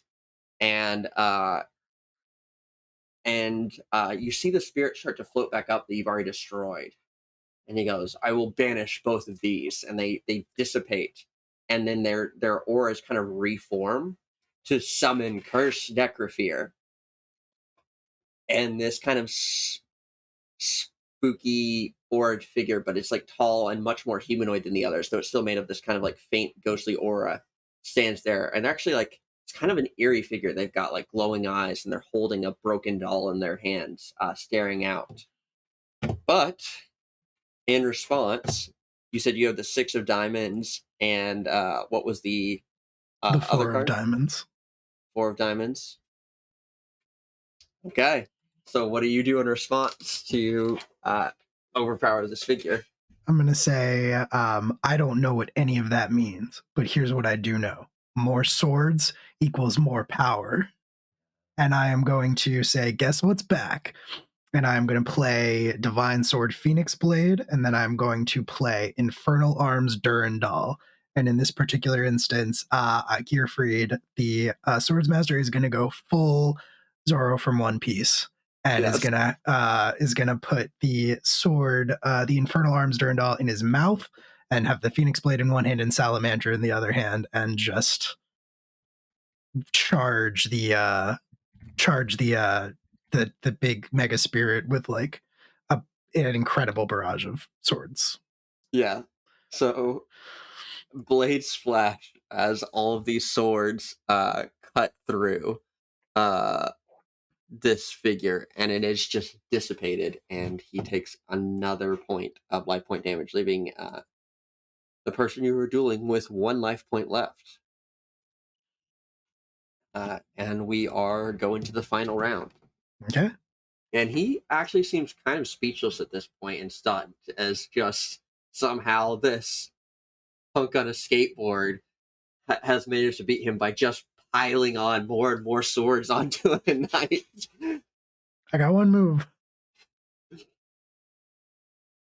And let's play our face cards after draw. You do get to draw 2 because diamonds. Okay. And he is going to play out the 3 of spades for face card. 5 of diamonds. All right. Well, I have no boosts, so... Oh, interesting. Let's go. So feel free to play or not play as much as you would like, and we will narrate your seeming victory. Okay. I don't know how many opportunities we're going to actually have to battle, so I'm going to go all out. I'm going to play 1 boost. I have an idea. Okay. All right. And so what happens on his end is that he seems a little shocked, but he kind of shakes it off, and he's like, well, you may have destroyed that version, but Cursed Necrophere is able to resummon itself and take on the shape of the more powerful Dark Necrophere. And so the spirits reform and shape slightly into a similar looking but different monster, but similar shaped one that's looming forward. And it goes to lash out and almost seemingly trying to like possess and take control of Gearfried. But what do you play? I play 5 of diamonds and 3 of hearts. And so what is going to happen, he's Chase is going to say, and I think for a moment he looks a little like unsure of what to do, and then almost like his expression goes very neutral, and his eyes get that sort of like slight color shift that happens in anime, and then in a voice that is almost like not his at all, like it's almost overlapped with a different, much deeper and more serious sounding voice, is going to say, He's gonna say, the touch of your darkness will be burned in purifying flame. And I am going to fuse Gearfried the Swords Master with Blue Flame Swordsman from my hand to create Immortal Phoenix Gearfried, the most powerful card in Chase's deck. Armor, bits of like shining armor. I'm going to say the shattered pieces of the Gearfried armor from when the Swordsmaster was summoned kind of like are still littered on the ground and are going to fly back onto his body now. But as they fuse together, they change and they become this like shining armor with red overtones, and it becomes a lot more of like a regal knight kind of thing. And he's still got like the swords in his hand. And there's just fire. There's just a burst of fire that comes along with it that I think burns away the spirit, if possible. Yeah, that's what I was thinking. It's like Dark Necrophorus actually seems to be almost like trying to swarm over and control him, and then the flames like burn it away, to where maybe it like is forced off and reforms, and you're able to just cut through it in one final blow. And as you do that, this wave of heat pours out from. Sorry, I got real choppy, at least on my screen. Oh, you're good on mine, but okay, good. So this wave of flame pours out as this figure's cut down, and the flame actually goes past Dark Necrophorus and slams into this figure you've been dueling as he's knocked back in a burst of flame and lies and is knocked to the ground with smoke coming off of him, and like a significant portion of his cloak burned away as he's just been slammed with this barrage of flame. And as this is all happening, why don't we cut over and see? Oh yeah, do you have an ending note? Chase would say. No, I think in the aftermath of that flame blast, Chase's eyes are gonna clear, and he's gonna like shake his head a little bit and look, and be like, "Did I win?" And you just see the figure lying in front of you, smoking, charred. And yeah, let's cut over to Evan, facing off with the cop. And let me grab his deck. Do you have your card, Sheedy? I do. I definitely made this and set it somewhere over here. Oh, there it is. Turned it over. No, So it that's- disappeared into the desk. Right. And as you're both setting up your dual discs, well, actually, he is. You haven't. I have not. Evan does not seem to have a dual disc. In fact, what Evan does in lieu of that is take off the leather jacket he's wearing, and you can see that both embedded within the lining of the jacket and also attached to like his shirt are numerous other knives. But you can also see that his arms are covered in tattoos. They look, the best analogy I would give, actually, there's not an analogy. It looks almost identical to this, John Constantine and Keanu Reeves Constantine. And he just stands there in like a t-shirt and ripped up jeans, with those tattoos on his arms and the knives on his body, and does not do anything else to seem to be setting up for this. This person you're facing kind of looks at you and kind of goes to himself, and he goes, "God, you know, kid, if I had known you didn't have a dual disc, I could have brought an extra for you. But guess we'll figure it out, huh?" I don't need a dual disc. You say so. Putting the cards in the dirt is a little weird, though. I can't get all scuffed up. I mean, you do what you gotta, but and we're both gonna draw 4 cards, and then draw an additional 5th to start. All right. Then you can go first as well, so you'll be attacked. All right. And we will each play our respective face card.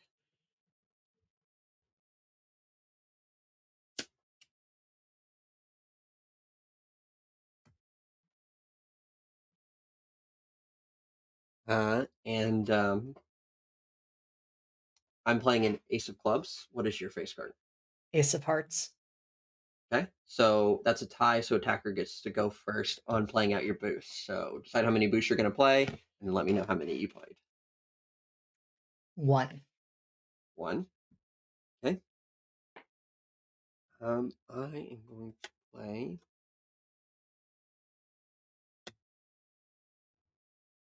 Oops. 1.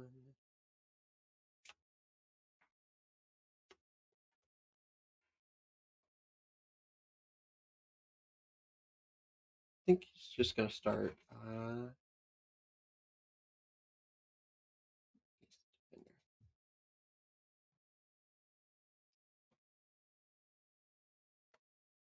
Do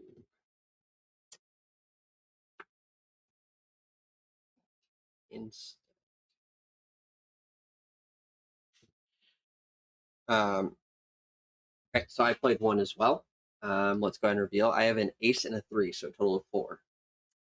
An ace and a 2. Okay. So he's going to take this round.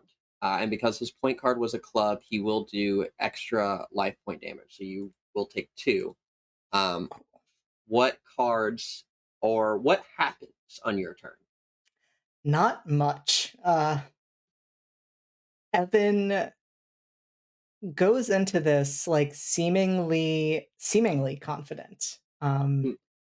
He puts the cards down, and I mean, you can tell he's seen Constantine one too many times, because he's like trying to channel magic through the tattoos on his arms, and it is not working. Kind of similarly, like when he was on the motorcycle, you see that there is this energy starting to build, but it doesn't go anywhere. It just sort of rises up and then fades. And there may be like the briefest impression of that same soldier that helped take down the gate, but it is barely there. It is barely visible. He is clearly out of his element. Gotcha. And yeah, this other figure plays this card and summons out uh, Iron Chain Snake, this kind of like chain link snake, for lack of a better term. It's snake's head, but that's made out of metal with like big black chain links going down the rest of its body. He goes, "Come on, kid, you can't even summon a monster? Okay." And the snake lashes out, and without a monster to take the damage, this hard hologram of this chain snake just slams into your chest. And you take 2 life points damage. And we go to the next turn. And that means I am now the attacker. And we each draw a card. Cool. And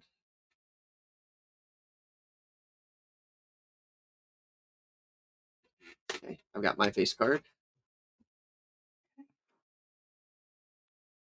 I do as well. 4 of diamonds. Okay, mine is a 2 of spades. So yours is higher, so you get to play your boost, or not get to, because it's kind of disadvantage, but you play your boost first. Okay.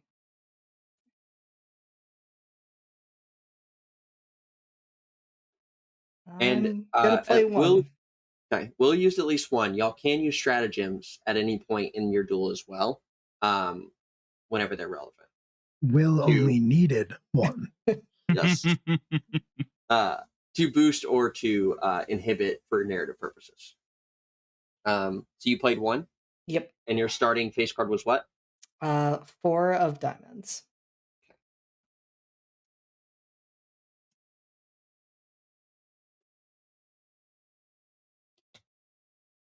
So I'm going to play 2 additional.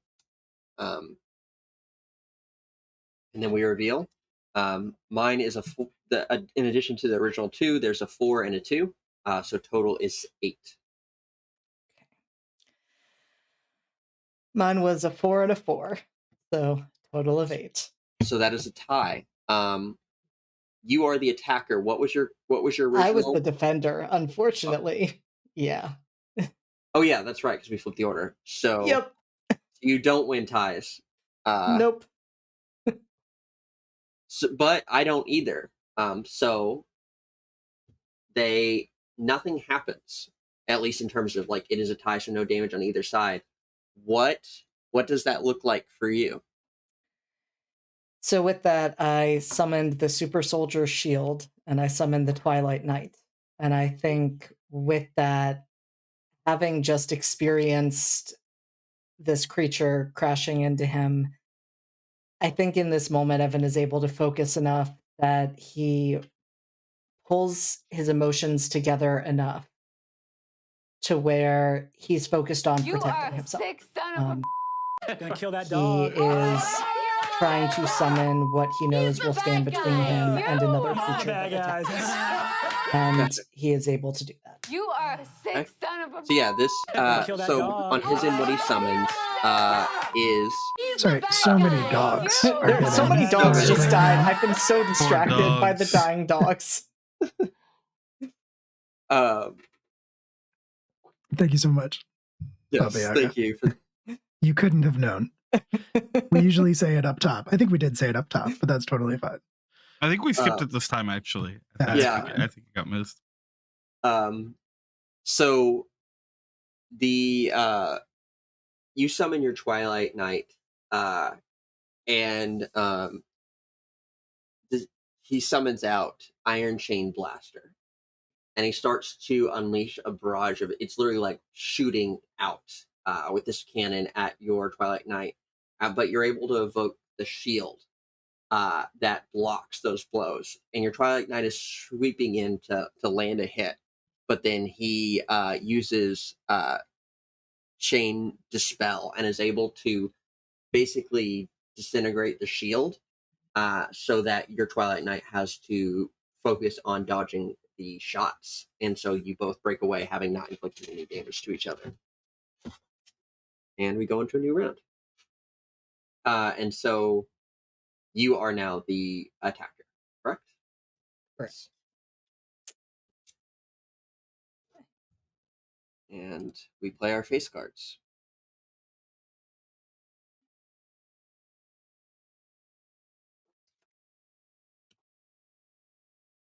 All right. Mine is the 4 of clubs. Mine is the 3 of hearts.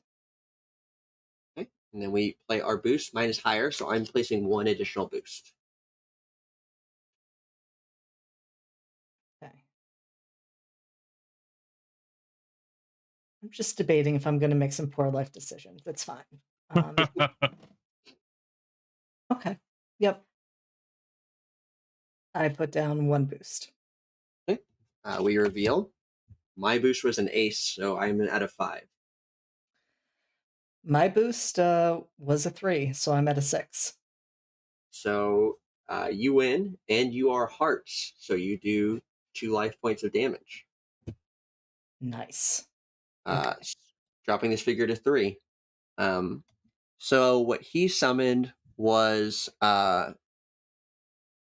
he had Shadow Spell and Iron Chain Snake again. So he's able to bring out this snake, and it starts to lash out at you. What cards do you have? So I had played Beginning of Heaven and Earth and Beginning Night. All right. So I think Beginning of Heaven and Earth is like a powerful invoking of the beginning of the ritual you need to summon, particularly Evan's big monster.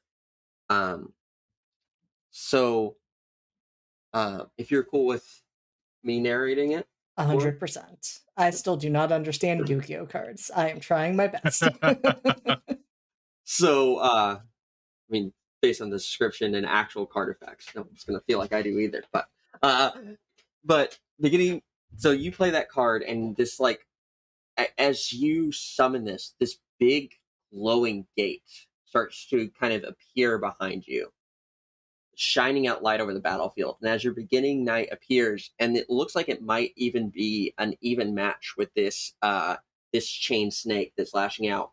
And then this figure, he activates another card actually, and you see shadowy chains start to wrap around your beginning knight, like even restricting it more to where it seems like Iron Chain Snake is going to have the advantage and be able to take it out. But then this outpouring of light from that initial gate that you opened up washes over this, and it seems to almost like erode the shadowy chains. And then the shadow from this beginning knight grows larger in this light. And again, that soldier from before, in his armor and shield and large sword, the shadow of the beginning knight, this tiny little friendly knight in armor, starts to take on this larger form. And as it swings, the shadow mirrors it and cuts through this chain snake. And the broken pieces of the chain slam back into this figure, hitting him as he takes 2 life point damage. Evan looks completely shocked. Like he's just kind of looking back at the gateway and like looking at what he summoned, and he just kind of pauses and then is like, yeah, I told you not to fuck with me.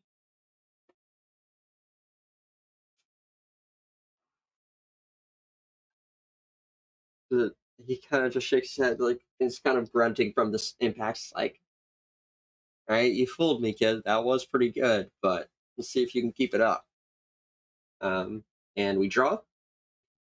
I am the attacker this time. I am playing my face card. You can play yours, and then we'll reveal them. Yep, I've played. Mine is a 3 of clubs. Mine is an ace of diamonds. Okay. And then we can play our boosts. I have the higher card, so I have to play my boost first. I have no boost to play. So it is your turn to play your boosts, knowing that I have a 3 on the field, and that is it.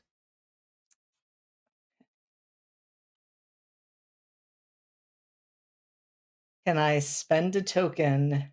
I've been saving this for when I needed it most and draw 2 cards. Yeah, absolutely. Okay.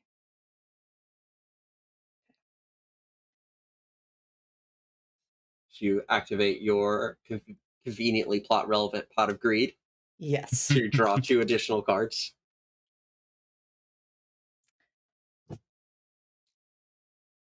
It's going to be a bad life decision, I'm sure. I would like to use all of my cards as my boosts. Okay. So that is 3 boosts. All right.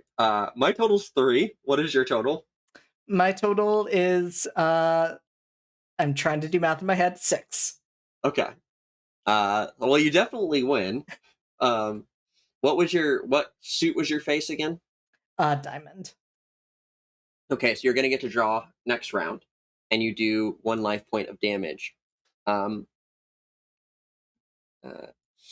He summoned out the Iron Chain Repairman. So this figure in like overalls with a hammer appears out, ready to like defend him. And what cards do you have? So I played, what did I play? I played my Super Soldier Ritual. I played Aratama. And I played Gateway to Chaos. And Envoy of Chaos. Yeah, so I think how this manifests, he summons out this Iron Chain Repairman and like seems to be like kind of faring off against your beginner knight, and then you activate Gateway to Chaos, which just opens up this gateway even further, and out of this gateway pours out Envoy of Chaos and this little spirit. So you have 2 knights and a little spirit of Aratama, and they all flood onto the field. And then you play your final card, Super Soldier Ritual, and these 3 figures. Are you okay with your big? Oh yeah. Okay. I am open to this. So yeah, these 3 figures start to glow, and the energy comes together, and standing in their place is the Black Luster Soldier. Nice. This large armored soldier with the big shield and sword, and he just cuts right through that Iron Chain Repairman, doing another damage to this guy. And like again, the shadow's still there, and like it is like his shadow from the light now, so it matches him, but But as he cuts through the Iron Chain Repairman, the shadowy blade also on the ground mirrors slashing through the figure at the back. And he seems to take it as like a hit across his chest, even though the blade doesn't actually reach him. It's like the shadow is cutting into him as well. And we are on to another round. You get to draw 2. I draw 1. Okay. And I think Evan is just like, yeah, fuck him up.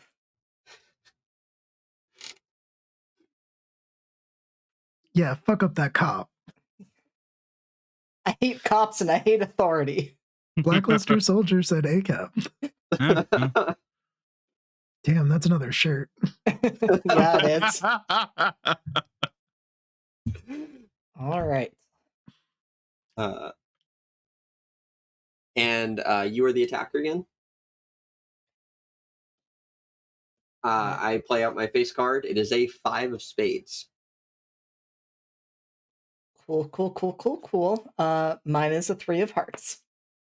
Okay. And it is time for boosts. I had the higher one, so I play my boost first. I still don't have any because I drew the 1 card I played. So it is your turn. All right. That is a total of 5.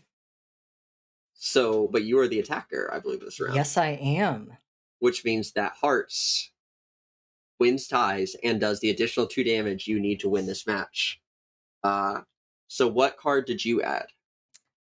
What did I add? I have to look back at my cards. Envoy of Chaos and Beaconing Knight.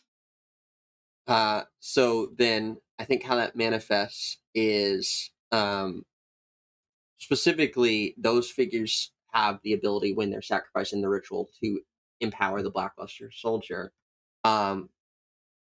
So I think what we see is this figure goes, all right, you've gotten a lot better really quickly, so we're going to take this pretty seriously. And he holds out his hand and throws down a spell, and it allows all of the chains from all the broken creatures you've destroyed already start to kind of reappear and form into this giant chain dragon that looms overhead. And it goes forward to lash out at you.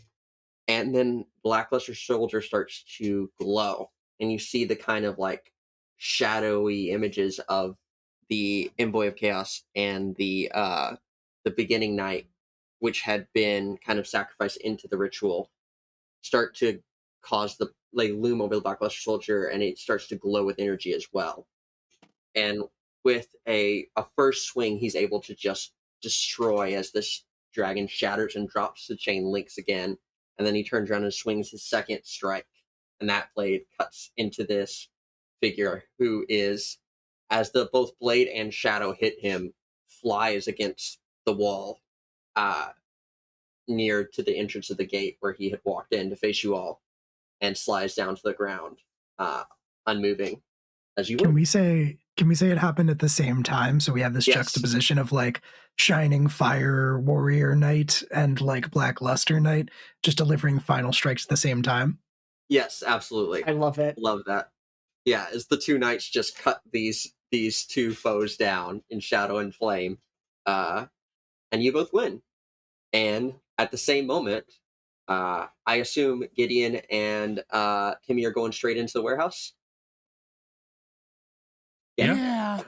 Well, I say at the same moment. I actually think while this is dueling happened, y'all were kind of like sneaking in, seeing that they seem to be doing okay. I imagine you passed them at probably like a midpoint where it like seemed to be turning in their favor, or was always going in Chase's favor and seemed to be turning in Evan's favor.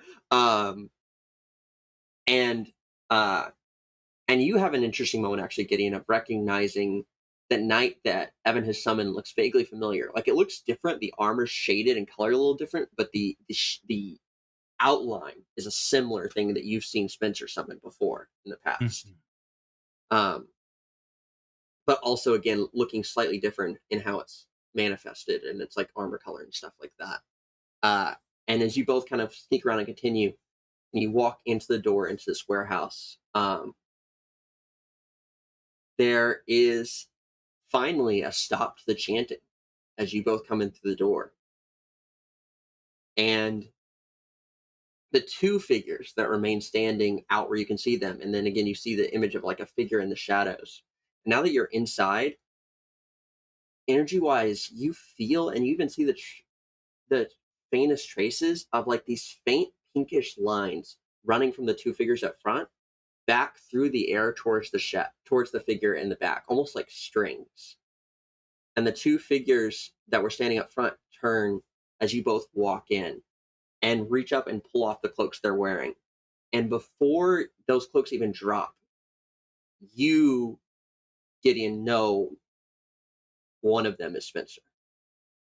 As the cloak is dropped and you see Spencer standing there.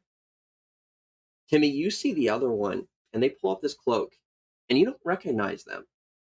They actually look surprisingly young, like early teens, dark black hair, kind of very thin and scrappy looking.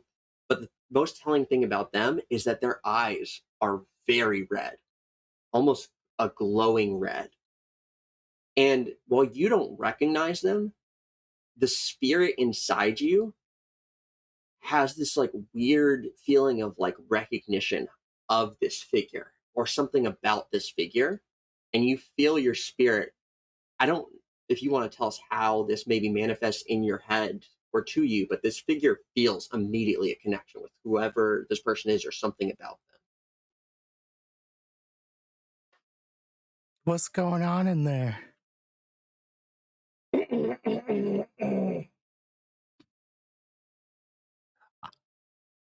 Hey, Timmy, I don't like the way this is going. I can feel something about that. Joey, what are you talking about? Timmy, I'm telling you, there's something wrong with that figure right there. I got the heebie-jeebies about it. And Don't forget about it. Don't forget about it. what Joey is recognizing and feeling in this thing, and it's up to you on if he expresses what as he starts to put it together. But he's feeling the spirit of Red Eyes, which is not a monster you can summon, but that obviously Joey in his time had a very distinct. That's my Red Eyes. I lost it years ago.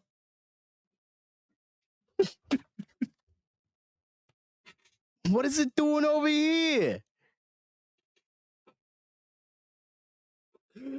So, and these two figures with very blank expressions, Spencer and I'm just going to use their name, even though you won't know that y'all don't know their name yet. But the other figure is called Ray.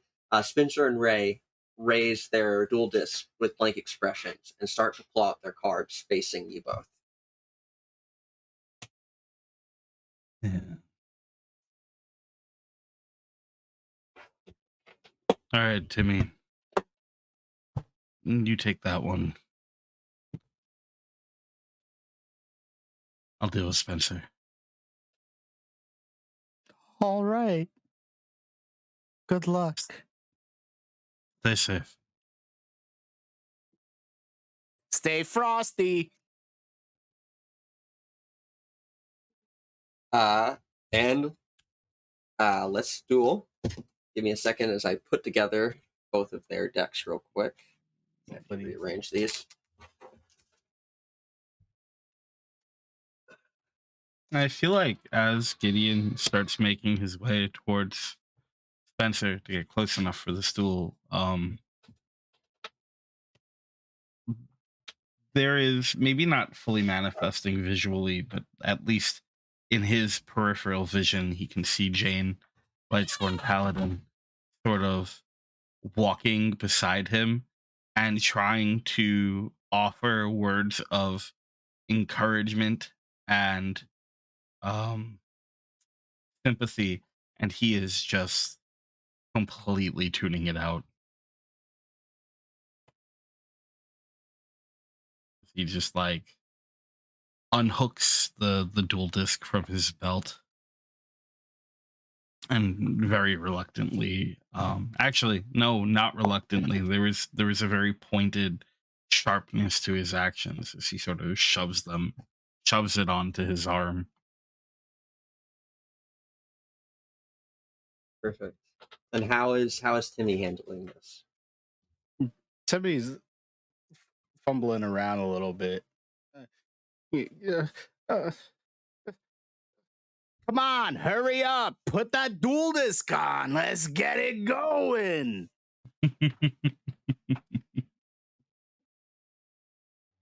As you can tell, Mr. Wheeler is not very patient. Matan's been working so hard to suppress their natural accent. This entire time, I've just been trying so hard not to talk like this entire time.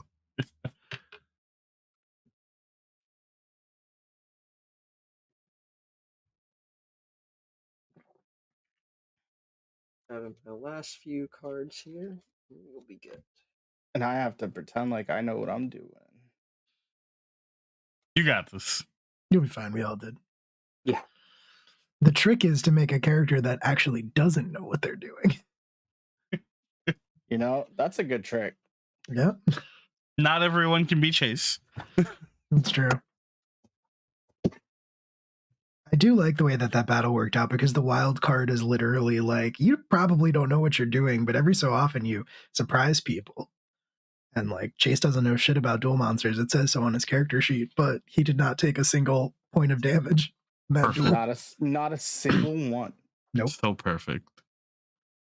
Yeah, I will say one thing I thinking about as how these have played out is that it definitely does benefit you. Like, there are different ways to go about it, but it definitely does benefit you to go a little harder into one suit, because you were pulling out cards that I'm like, I don't think I have anything that goes that high, because I split that guy in particular. I split across 3 suits instead of 2. So it was like the best I got was like a 4 or 5 in that deck, and you're dropping like 6s and 7s. So we don't see those in here. Yep. We don't see those. We do see these. Sorry, that was another Joey Wheeler moment. And E's and A's currently. And hopefully that's it. Hopefully. And all right, we're good. So why don't we start with Gideon, and what we're gonna do, I think, is alternate turns this time, since you two are dueling.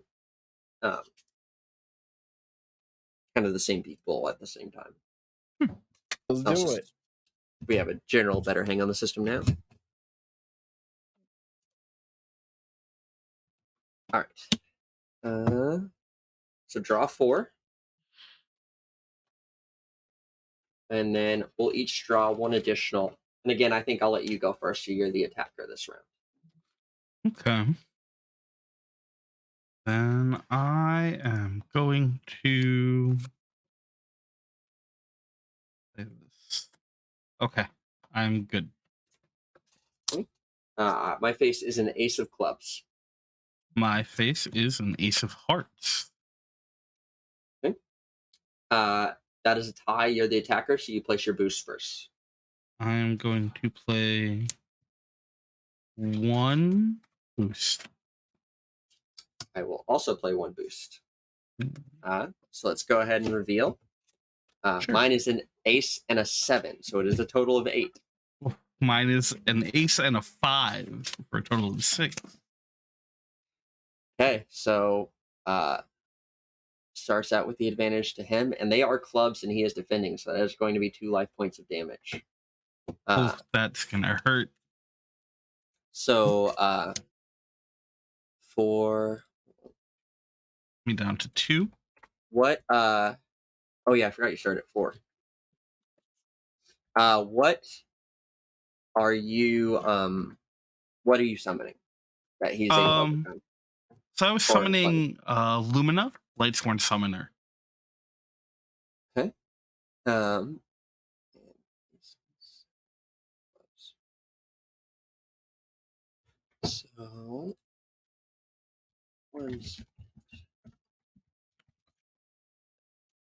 Are they clearly possessed? Did I miss that?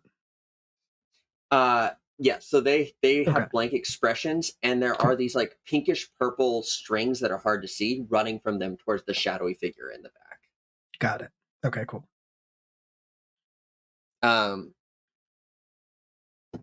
And so yeah, you summon Lumina, and she lashes out and strikes. This figure actually put a card face down, and she's able to destroy it. But then when you do, what appeared you see destroyed is this kind of metallic hound. It is a Shadal hound.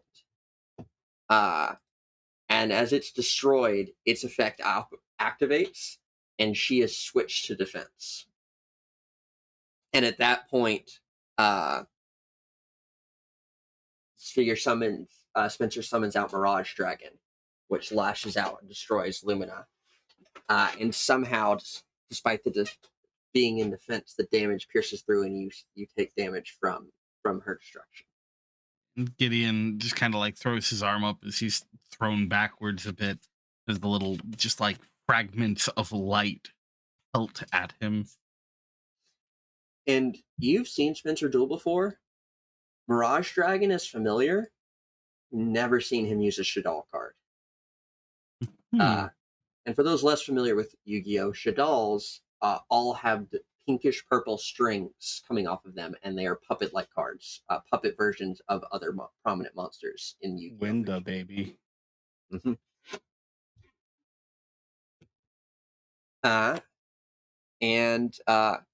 Actually, to keep it easy, what we'll do is we'll do an attack and a defending round, so that then we reset back, and then we'll switch over. I don't want to try and remember who's attacking and defending when we switch back and forth. Sure. Perfect. That makes sense. So let's do a second round real quick, and then we will.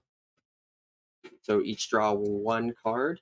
Sure. I'm gonna use a token to use. I've been saving this for when I need it most.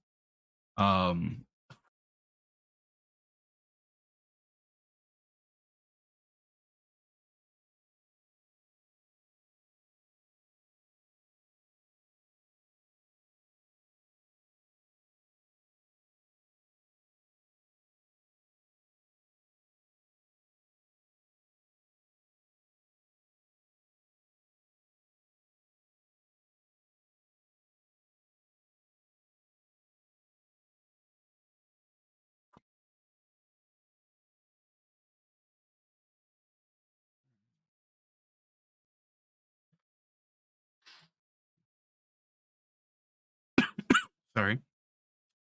All right, we are going to. I'm the defender this time, right? I was the attacker before. Okay. Okay, my face is a 4 of diamonds. And yours is higher, so you play your boost first. Right. I will play.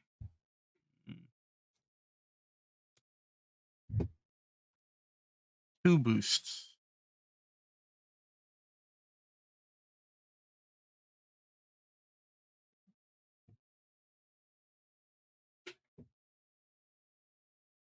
I will play 1 boost. And we'll go ahead and reveal. I have an ace and a 2, so a total of 3. I have a 2 and a 3 for a total of 5. 9. Because I also have the 4. I started with the 4. Yeah. Sorry. Okay. No, you're good. So that's a lot. So you're able to win this round and do a damage to Spencer. What do you summon? So I think the way that this plays out is I summon Lila Lightsworn Sorceress, and also place a card face down in the spell and trap zone. Okay. And Spencer activates a trap that allows him to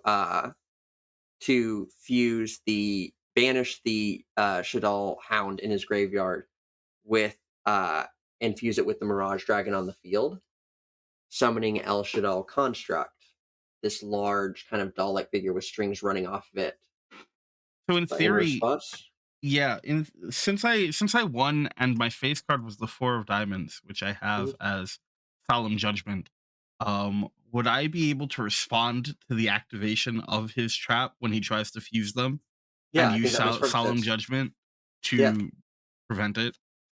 So solemn judgment is the one with the like figure throwing out a hand that just negates anything, right? But you pay half your life Yeah, point yeah, half your in life in points to fiction. negate anything. Yeah. So yeah, I think that makes perfect sense. So he activates this trap, and you actually see the Hound emerge and start to be merging with the Mirage Dragon, and then you activate solemn judgment, and it just casts this like you know. Well, feel free to describe if you'd like. Otherwise, I Uh, can take it. Yeah. So he activates it. They begin to fuse, and then Gideon like thrusts his hand out, and the card like rises. And there's another one of these just like blinding lights. There's like feathers and bits of like scale mixed into this, almost like a whirlwind that coats them Mhm. mid like fusion. And as it scatters, they're left in their two separate forms again. Perfect.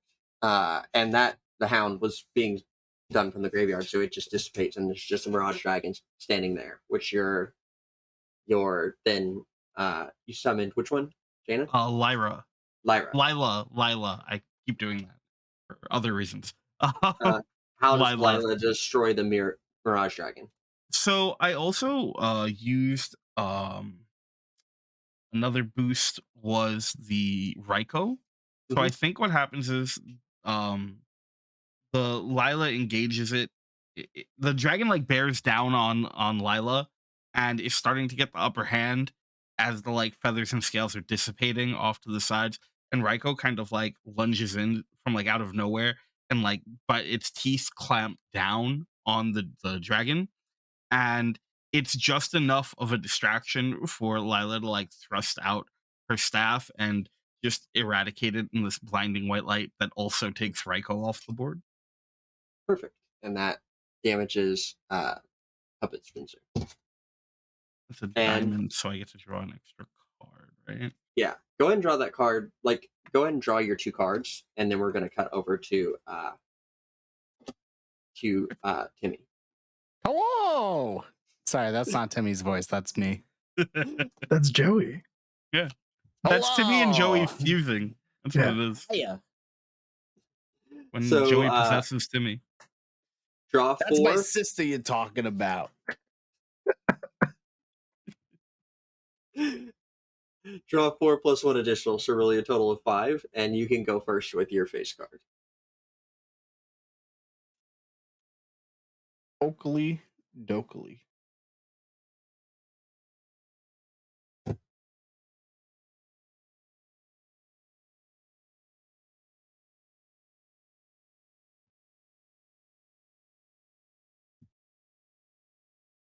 Are you ready?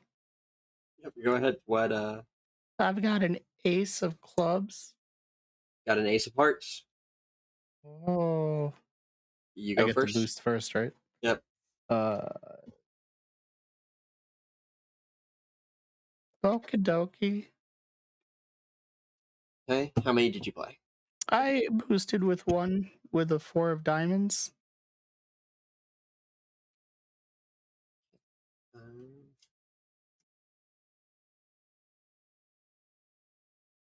And he had also boosted with 1. So it was a 5 of hearts. So ends up taking the point there. So you're going to take 1 life point of damage. And what monsters was that for you? Well, I summoned Time Wizard. Did you mute? Or Does it just oh, randomly we didn't hear shift that. which? No, that's me. Sorry, that's me. I accidentally muted my audio. That's why Oh, I couldn't no. hear anybody. I'm like, it doesn't show he has a mute, but I cannot hear anyone. Sorry. Say anything after I asked that again. Yeah, it switches randomly between them. It just depends on which one's more fun in the moment. Yeah, that's what I was going to ask. Because if it just switches between which voice is coming out of Timmy's mouth. It's true. It's Time Wizard. With a Perfect. little alligator sword. Perfect. And I had Ace and 5.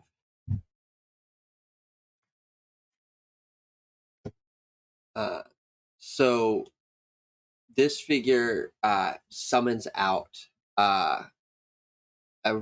what looks like a Red Eyes, but like almost a little bit smaller version. So it's not the full looming Red Eyes. It's a Red Eyes Wyvern. Um, and it's you summon out Alligator Sword. I think maybe how this plays out is that Red Eyes Wyvern is able to overcome Alligator Sword, but then you go to use Time Wizard's effect, which does destroy Red Eyes Wyvern, but because of Red Eyes Wyvern's effect, it disappears, and emerging onto the field is the Red Eyes. So it's like there's a clash. Red Eyes Wyvern seems to get the upper hand over Alligator Sword, doing some damage to you, but then your Time Wizard counters in response. But as the smoke clears from this clash, Time Wizard is still on the field, but also the true Red Eyes Black Dragon is staring you down from the other side. I've got a bad thing about this, Joey. Yeah, I don't like this either. And hearts in this case are not helpful because I wasn't the attacker, so I don't get the additional, which is why you only take the one. But now it's the next round. I'm the attacker, so we each draw one card, and we'll put out our face card again. And my face card this time is a 4 of Hearts. My face card is going to be an Ace of Diamonds. And now we play our boost. I play first. I'm playing a singular boost. And it is your turn to play your boost. So I have a 4 of Hearts and then one other boost card.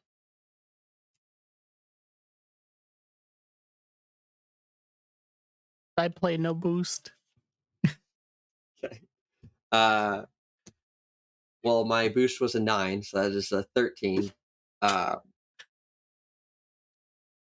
As this figure plays actually completely what was your one card for My you? one card was a baby dragon. Okay. So I think baby dragon emerged onto the field alongside Time Wizard. And rather than engaging with either of them, actually you see this figure play what's the name of it? Inferno Fire Blast.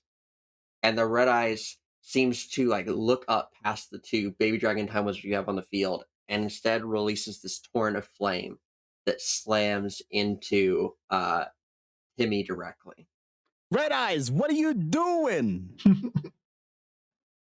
And this hurts because also Spencer and Ray are summoning real monsters. These are not the holograms that the people y'all previously dueled have been using. So Timmy gets a little charred on this one. And you take 2 additional life point damage because Hearts and the attacker, which drops you to 2, I believe. It does. It's not looking good over here. I don't understand. This combo always worked for me. This combo always worked. Remember the Brothers Paradox? I wiped their clocks. And we're gonna cut back over to Gideon. Let's do it. What is you're the attacker, so my face is a 5 of clubs. Mine is a 4 of Hearts. Okay. And then we can play one.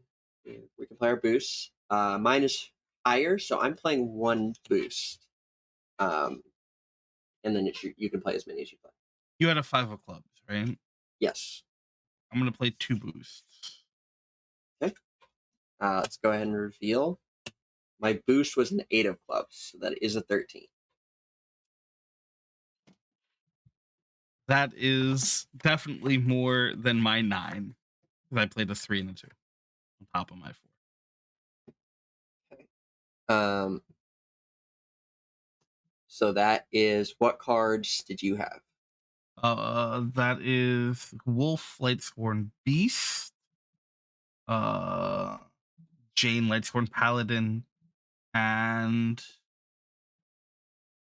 Honest.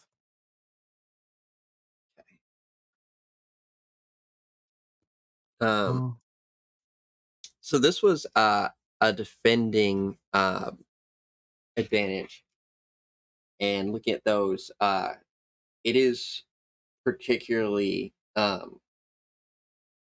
are Shadal cards. So what happens, I think, is that you have this like combination of like those are some powerful cards, and it seemingly should be kind of like the upper hand. Like you're summoning some heavy hitters there, and they lash out at these just like defensive monsters that he's summoned to his side of the field. But as you cut into them, they reveal themselves to be Shadal Hedgehog and Shadal Squamata, and their effects allow them to send and summon other Shadals. And so you see these other Shadals going to the graveyard alongside these, and as they do, these other kind of effects are triggering that cause these kind of like shadowy puppet figures that are being sent to graveyard to also lash out at your cards as your monsters are destroyed by some of these puppets slamming into them and dealing damage. Can I spend a token? I have a move called This Is the End. I'll blast right through you. So after face cards are revealed, that's just the face card, right? That's would be before we play. So you can't play boosts if you do that. So you have to declare that early. Yeah, no, that's my mistake. I misread that.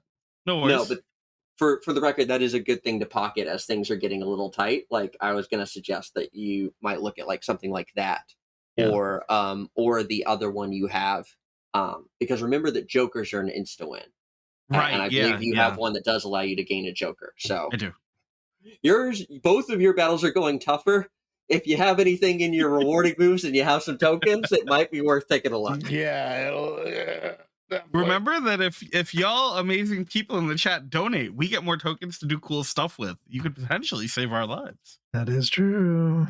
Well, Exclamation point donate.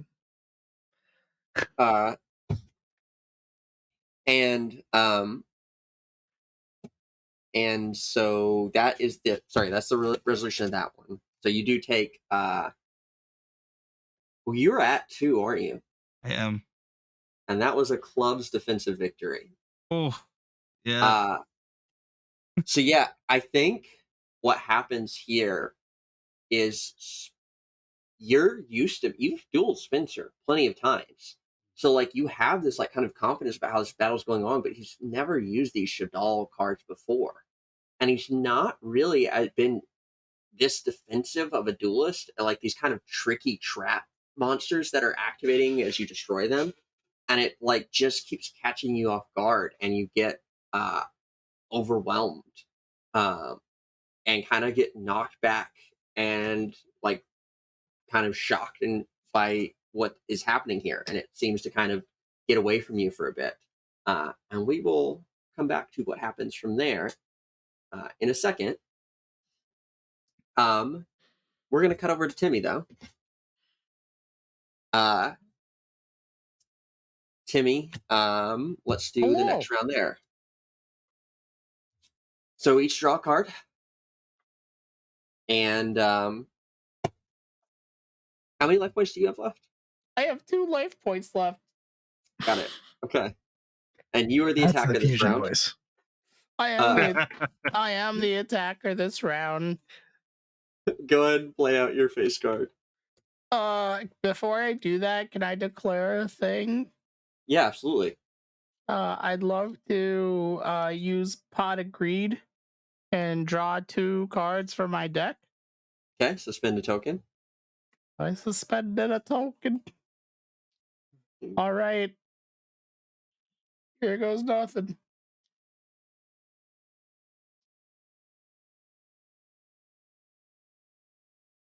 My board's still full, right? My board still has monsters. Were they destroyed? Oh no, yeah, you still have your baby dragon and time wizard technically, Okay. because he just used a card to attack you directly.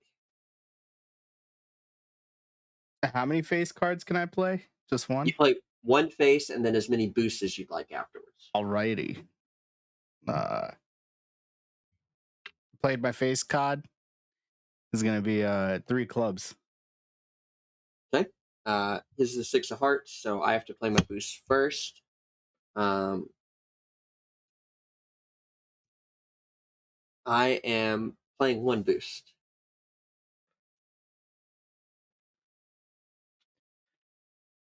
How many boosts can you play, Timmy? Things you want, right?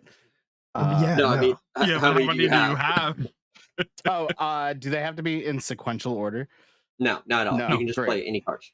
I can just play any cards. I'll play 3 boosts because I'm a coward. It'll total what's that? 15. Ooh, that is good because my 6 and 7 made 13. So, what cards did you play? I played my face card was 3 clubs, and then I played a 5 of diamonds, 3 of diamonds, and a 4 of clubs. So on your sheet, My sheet, I deal 1 extra damage as a defender for using clubs. and those corresponding cards, I believe you had 1,000-year dragon was 3 of clubs. What were the other ones? 1,000-year dragon is 3 of clubs. Then we got time magic hammer. We've got 4 of clubs, which I'm not going to say. We'll come up with a different card eventually. Pretend it's another Joey Wheeler special. And then 3 of diamonds is a Claw of Hermos. So I have an explanation for that. If you're cool with me taking this one. Oh, then yes, please. So the what he summons is what's the other card here I had. Oh, that's perfect. So in addition to the red eyes, he summons out the red eyes archfiend of lightning, which is like a red glowing version of like Summon Skull, if people are familiar with that. So this giant skeleton with wings glowing with red eyes alongside the red eyes dragon. And they both go to lash out as you activate Claw of Hermos, giving Time Wizard the Time Magic Hammer, which slams into the red eyes archfiend, banishing it for a set amount of turns into as it's knocked forward into the future. And then Time Wizard and Baby Dragon fuse together into Thousand Dragon, which burns meets Red Eyes and is actually able to like overwhelm it with flame, though the Thousand Dragon is destroyed as well, leaving the field seemingly empty with no one the winner, until a Joey Wheeler special, Grave Robber, is activated, which allows him to snatch a monster from the opponent's graveyard. In this case, returning the which is on your sheet, 4 of clubs, Red Eyes Black Dragon. Sure does. To Timmy and Joey's possession. I need to hear Matan say Thousand Dragon in the Joey voice. I just combine once. Time Wizard and Baby Dragon to get 1,000-year dragon. Perfect. Chills.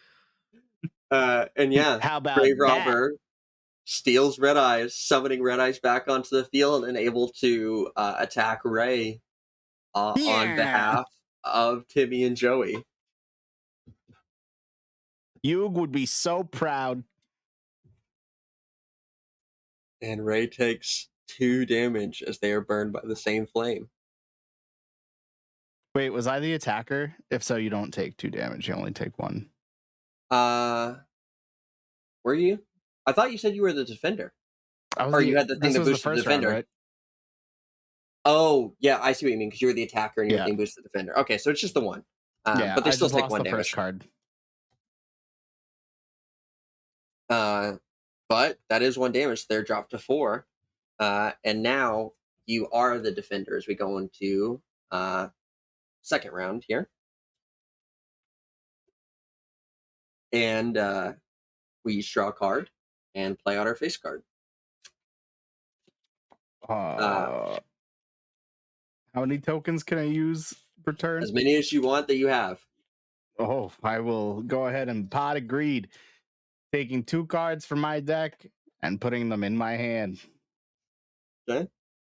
Because my hand was looking just a little light. And for the record, my face card is the Ten of Hearts. Oh my God, Jesus! Ray is all power. This is a 1 through 10 of Hearts in this deck. My face card. No, go ahead. No. What a fantastic opportunity to remind people that we're raising money for the First Nations Development Institute, and that any donation that you make can gain us tokens that could be Please used give us, to prevent this horrible ending that is coming. please give us tokens. If you can, please help Timmy win. Yes. My face card will be a 6 of diamonds, which is a red eyes black dragon sword. Because I got a lot of things on the board that combine with red eyes black dragon. Perfect. And what boost are you adding? Because I am not adding any boosts. Oh, well, it's already here, but I redrew it, so I'll add a 5 of diamonds, giving it the time magic hammer. And that's 11. That's 11. Okay, so yeah, you do overcome. Timmy's scrapping it out. Like, I keep expecting these to be the narrative hits. Yeah, just Timmy's fucking not only that, but next turn baby. I draw an extra card after my Slump draw that step. down, dude. Thank you so much for the Dude, donation. That's Oh, another thank you token so for our much. lovely heroes. Yeah. Saving Thank you. Timmy's life. Thank you so much, Token saving Timmy's time. life. I bet it's because of the Joey Wheeler voice, though. And we all get that. Everybody give yourself a token. Yep. So yeah, the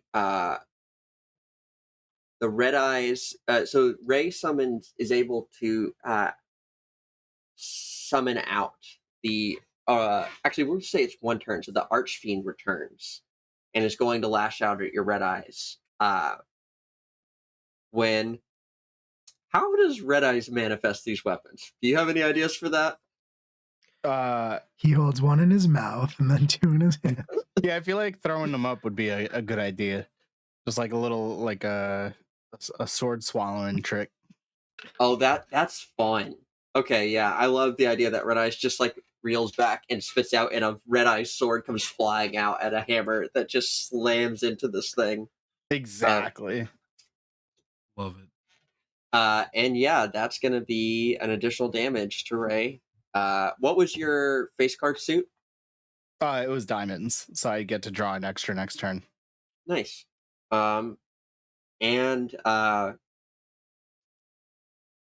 given that we would be rotating back this point, at this point, Chase and Evan, having finished your battles, assume y'all are heading into the warehouse? Yes. I think so Evan and Chase like shared a look as they both defeated their enemies, and Evan at least grudgingly nodded at Chase. That looked like it was really hard for you. No, actually, that was the easiest it's ever been. Oh. Yeah. Wow. Sorry. What's really hard? That's rough, buddy. Whatever, it's fine. And y'all head into the warehouse. So yeah, as you go running in, you charge in through the door, and you see Timmy. So you both, first of all, you see Spencer off to the side. So Evan, you immediately catch Spencer with this like blank look and these strings coming off of him. And as you run in, you actually see Gideon being knocked back by some sort of blast and slamming against the wall next to you. Chase, as you run in, your eyes pass over Spencer, but are almost immediately drawn towards Ray as well. And like you feel something again, not from you, but from the spirit of Gearfried inside you, feels some like pull and like almost loyalty towards something about Ray and what Ray is channeling.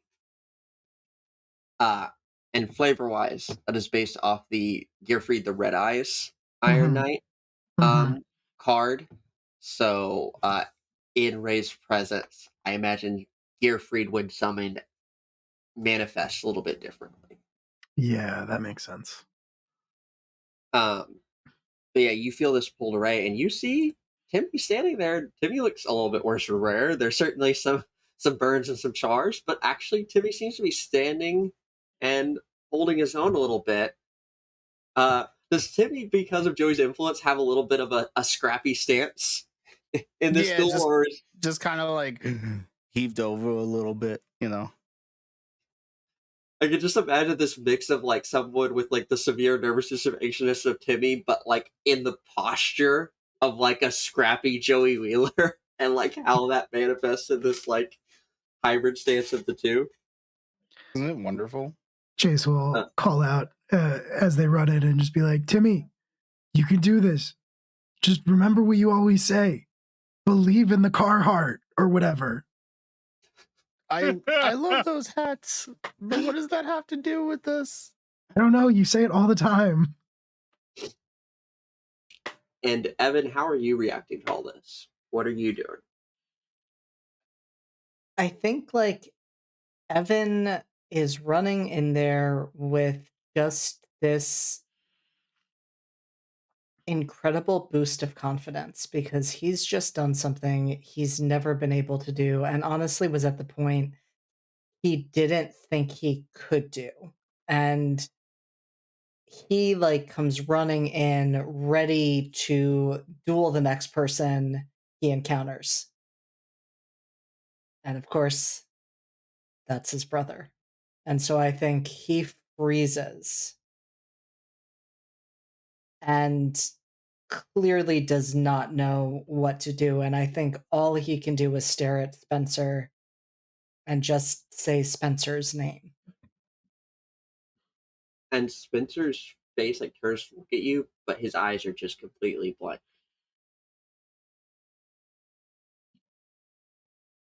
And then he looks back at Gideon, kind of up against the wall, having just been hit by this powerful attack. This would be a good time to throw knives. Just to be clear. Gideon is like half out of it. Yeah. At my brother? Maybe. I'm not your parent. I don't know mechanically what this would look like, but you did mention the strings. Mm-hmm. I would like to go after those strings, as insubstantial as they might be, with my knife. And by my knife, I mean the knife that is my receptacle. Liz, you mentioned earlier that the strings were connected to a shadowy figure behind them, right? Yeah, kind of looming out of the shadows. You all can't see them, but you can see like the outline of a body standing behind. They haven't said anything. They seem to be robed as well, and the strings seem to be leading back towards them. Okay. Believe in the heart of the knives. Yes. So you're going to run up and try and cut the strings with the knife that you're channeling through? Yep.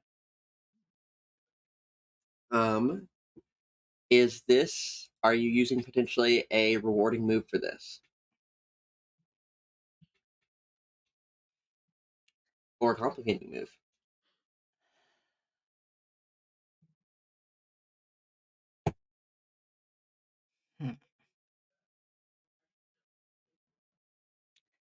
I think a few arguments could be made, depending on how we want to interpret these.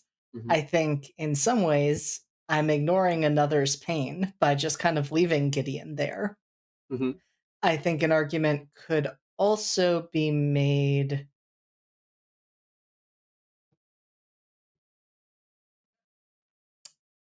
What was the other one I was thinking of?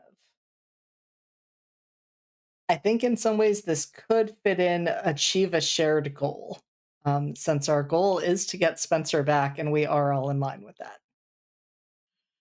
Okay. Yeah, so I think spend the token to achieve a shared goal is good. So yeah, spend the token, and I think you're able to channel the energy, and like as you move up and run up and slash with this blade, there's a brief flicker where your shadow on the ground kind of the shadow of the blade looks like the Blackluster Soldier's blade on the ground as it cuts through these strings, and Spencer's eyes seemingly almost like close and reopen with focus as he drops to the ground, like not in still conscious, but does drop seemingly freed from these strings. And how do you react? I mean, Evan drops down next to him and like tries to support Spencer's body. Okay, so yeah, you're able to like check he is alive, and you're able to like kind of start supporting him up, though he seems very groggy. So while y'all are dealing with that, let's cut back over to Timmy. Get it, Timmy. All right, it is back to you on the attack, Timmy. Let's draw and play our face cards. I draw 2 cards. Mine is a 3 of hearts. Don't I reveal first? It for the face it doesn't matter. For the boost, it I matters. guess that's true. Play an ace of diamonds. My time wizard again. And now we're gonna play our boost. Mine is higher, so I have to reveal that I am playing 1 boost first, and then you can play as many boosts as you would like, or that you have available to play. Wow. I feel like I'm being judged right now. No, I I got just boosts. I got nothing in my hand, so I assume you're pretty low on cards as well. Though you did have a diamonds, and you've been using the jar of greed, so maybe you have more than me. You played 1 boost. Yeah. I'll play another boost. Okay. 2 boosts. I'll play 2 boosts. Yeah, why not? Okay. And we can reveal mine. My boost was an 8 of hearts, so it is a total of 11. We got an ace, a 4, and a 2, which only brings us to a 7. Okay. So the good side is at least the hearts don't trigger because he is the defender. All right. So you will take 1 point of damage, but not 2, which I believe drops Timmy down to 1. It sure does. And in this case, with those, what you said you had a time wizard? What other cards did you play? I played a time wizard, an alligator sword, and a scapegoat. Scapegoat, I haven't seen you in forever.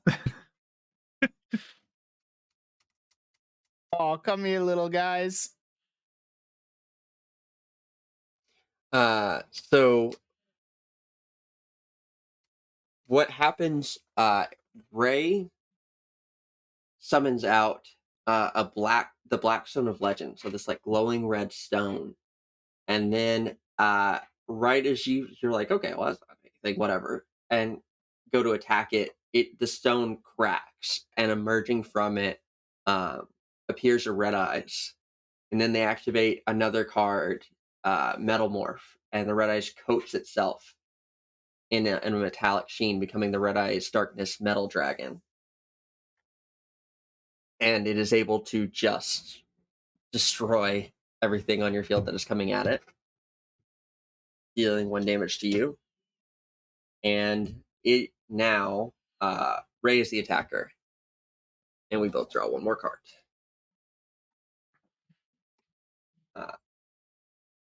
And I have played my face card. It's not looking good for you. I know, Joey. It was nice knowing you. My face is a 6 of hearts. Mine is an ace of clubs. And then we play boosts. I have Is no there boosts. a way? Sorry. Is there a way that Chase can? Is there a mechanic for like helping in a duel or something like that? I had something in mind. But it in may not be particular, necessary in this case. given the the Yeah. framing of this duel, I had something in mind. Mechanically, I had something potentially, but Evan went a different route of just ending the battle entirely, Yeah. which also worked. So I was potentially going to have Gideon get bailed out, but also just ending the battle is a good way to just resolve that problem. Yeah. But yes, there is. So I have a 6 of hearts with no boost. Timmy, do you have enough with your boost to beat that? I believe so. I have a total of 6 with my boosts, and I win ties because of my clubs. So you're using a clubs defensively? I am. Oh, yep. Okay. And I deal 2 damage with my time wizard and my alligator sword dragon and my claw of Hermos. I think Perfect. Chase reaches for the sword sticking out of his hoverboard sheath and is like stops and is like, no, he's got to do this himself. Yeah, I love that. And I mean, Joey Wheeler especially, you got Time Wizard, right? So imagine how this works out as that dial just goes spinning and Red Eye's Darkness Metal Dragon rusts away as time passes.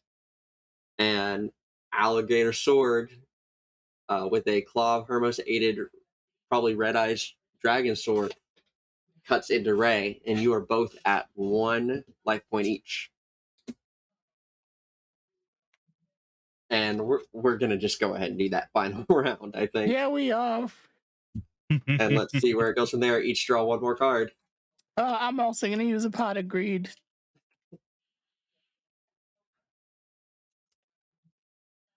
And I can use as many as I want. Yeah, as long as you have tokens. As long as I have tokens. We got a bunch of tokens. Yeah, I don't know how many you're at specifically right now, but we did get 1 more from that donation, which I don't think you used since then. So you have at least 1, but.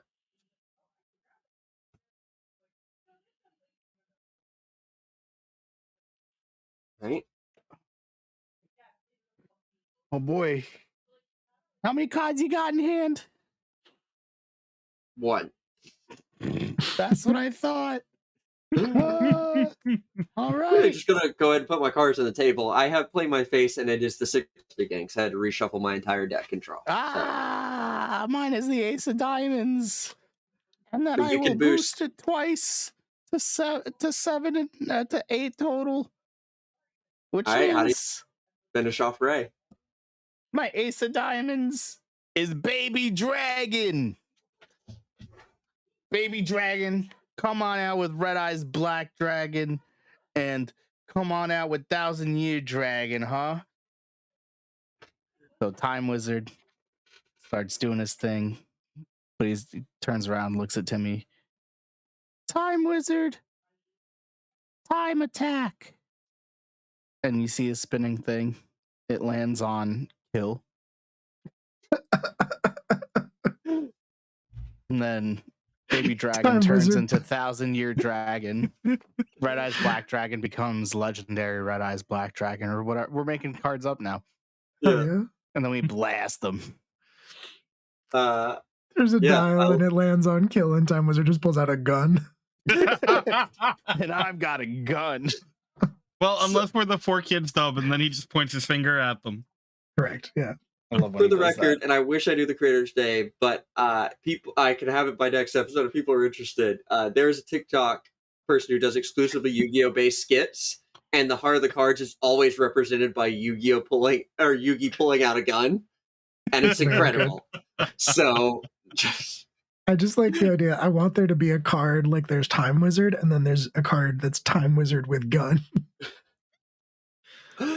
Oh, God, there is a card that's just a giant photon blaster, and I'm just imagining equipping that to Time Wizard.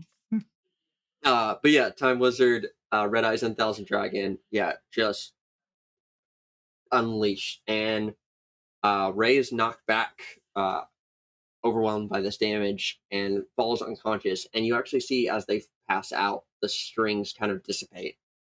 And this figure in the shadows with both the strings gone looks, you see them kind of, their head shifting in the darkness, and they go to run for the door. Chase was waiting for that, and I realized we're probably going to end the session before I get to this, but Chase was definitely waiting for this moment, and he like hops on the board without a second thought and blasts towards this thing and says, "You're not getting away that easily." And he's gonna pull the broken katana hilt out as he goes to get ready to channel magic through it. Yeah, and I think that's a great note to end on. So yeah, Chase scoots off blasts off towards them with the blade out, and we cut to commercial. And yeah, that has been episode 2, Banned in Duel City. Thank you all for tuning in with us. We will be in 2 weeks doing the third and final episode where we wrap up this crazy story. And let's see how it goes. But we'll do wrap-ups with everybody. And then we'll be back with Too Fast, Too Flavorless. Yes. Yes. Adventures in Flavor Town. It'll just be known in the break, we are already discussing mechanically how that works. So this, I already tweeted about it. It's happening. If I have to run it, it's happening. Official. If it's on Twitter, it's official. Yeah. Oh, so excited. Perfect. So, all right, let's do our wrap-ups. JD, are you ready this time to go first? I am ready this time to go first. Go ahead. All right. So, hi, I am JD. I have been Evan tonight. You can also find me in Class Reunion as Hunter, our Agender Ranger. You can find me in Academy H as Kaz, who is an absolute disaster of a human being, and in Vampire Records as Devin, who just wants some normality in his life. You can also find me with Tales from the Table Studios in SCP, A Crumbling Foundation, as our social scientist, Zach. And I will be part of the cast of RPGs Uncovered, which we are starting our demo on Saturday. I will be playing as 2 separate cybernetically enhanced rats. And last but not least, if you want to see me play something a little bit different and a little bit darker than usual, you can catch me tomorrow night in with The Lost Caravan in Nova, where I will be playing the Grim, Corbin Calloway, aka Reaper, who likes to solve his problems by reanimating them and puppeting them. And by problems, I mean his enemies' bodies. So it's going to be a good time. And that's all I've got right now. Oh, is that it? Is that all of it? That's all of it for the moment. Check back in a week and we'll see how long it is then. How much is going on. Lion, why don't you go ahead next? Well, hi there. I'm Lion. I run Tales from the Table Studios.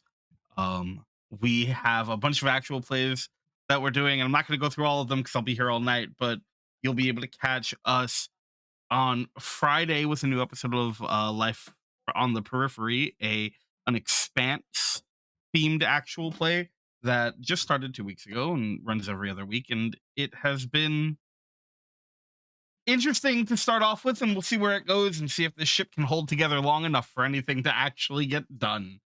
Not looking good. You can also keep up with us on Twitter over at the Lion Knight 42. We have a Discord and a bunch of other cool stuff. It's fine. You'll be able to find that easily enough. Tonight I played Gideon, who it's totally absolutely fine. Everything's going exactly the way it should. Confidence levels at 100. This has been a good night for Gideon. Yeah, that's it for me. I mean, you did, before you lost that duel, you did manifest fucking wings and fly over a wall, so... Accurate. Did anybody else smell the piss from Timmy, though? But Todd, go ahead. All right, it's my turn. Go ahead. Hi, I'm Matan. I make music and play games, and you can find me on Twitter at _sadtitled. And I play in a band called Cold Rex. There will be a VOD of this. I was about to spoil something, but I won't do that. Thanks for letting me do this. Cold Rex is a very good band. I have a Cold Rex tattoo, actually. Oh, yeah, you Fun do. fact, I do. Embarrassing. Shut up. I Will. guess that's me. Yeah, my name is Will. I have a Coldrex tattoo. I have a lot of other embarrassing tattoos as well. I am one of the organizers and the GMs here at Live from the Apocalypse. I almost said Tales from the Table Studio. And You we could be Will. we do the whole thing. We'll I already talk, said the thing. I did run Class Reunion, run Academy Age, stream that on the podcast apps, play Fletcher Bane in at Cryptid Community College, stream that as well on the podcast platforms. I play Julian Ruin Missing Numbers. Check that out next 2 Tuesdays from now. And join us next Wednesday for Vampire Records, the Buffy TTRPG about a group of record store employees in the 90s trying to fight the forces of darkness. And that stream benefits the Sidebar, which is a small venue in my city that is on the verge of closing. We are raising money for Feed the Scene to save it. And Yeah, Matana's played there before. I've seen I Matana have. play I there. played a Blink 182 cover for you and your wife. You did. You did right after we got married. Anyway, it's a good venue and it should be saved. So check out Vampire Records. Also, Friday night, No Fame Podcast at No Fame Pod, twitch.tv/NoFamePod, playing Cyberpunk Red over there and City. Check it out Friday night. That's it for me, probably. I'll be back in a second to raid and stuff. And I have been Liz. Thank you all so much for tuning in. I will also be on Missing Numbers in 2 weeks, so check that out if you like. Again, nostalgia properties. That one just happens to be Pokemon. Outside of that, again, if you like the system we've done tonight, it is Tournament Arc. Check it out. The rules we used tonight were from the Heart of the Cards expansion, which allowed you to do UU and a TTRPG, which I have wanted to do for years. So the fact that we were able to do that and it worked as relatively seamlessly as it did tonight is, I think, a great point for the system. And if you have any questions about that or how we did that to make that work, or just want to follow me in general, I am at Iron Echo Games on Twitter. Happy to talk through how I kind of work the system to make it run for this. But that's me. Stick around as we are about to raid another stream. And so there will be some emotes in the chat that you can use when we arrive. One is for people who are subscribed. One is for everybody else. And yeah, just be pleasant and kind to whoever we are rating, which I'm sure Will knows. And have a great night. Yeah, we're gonna hop over to Lost Caravan, where you can find JD tomorrow night. They are playing Tales from the Loop and raising money for the Trevor Project. So, very good cause, very good stream, some very good folks.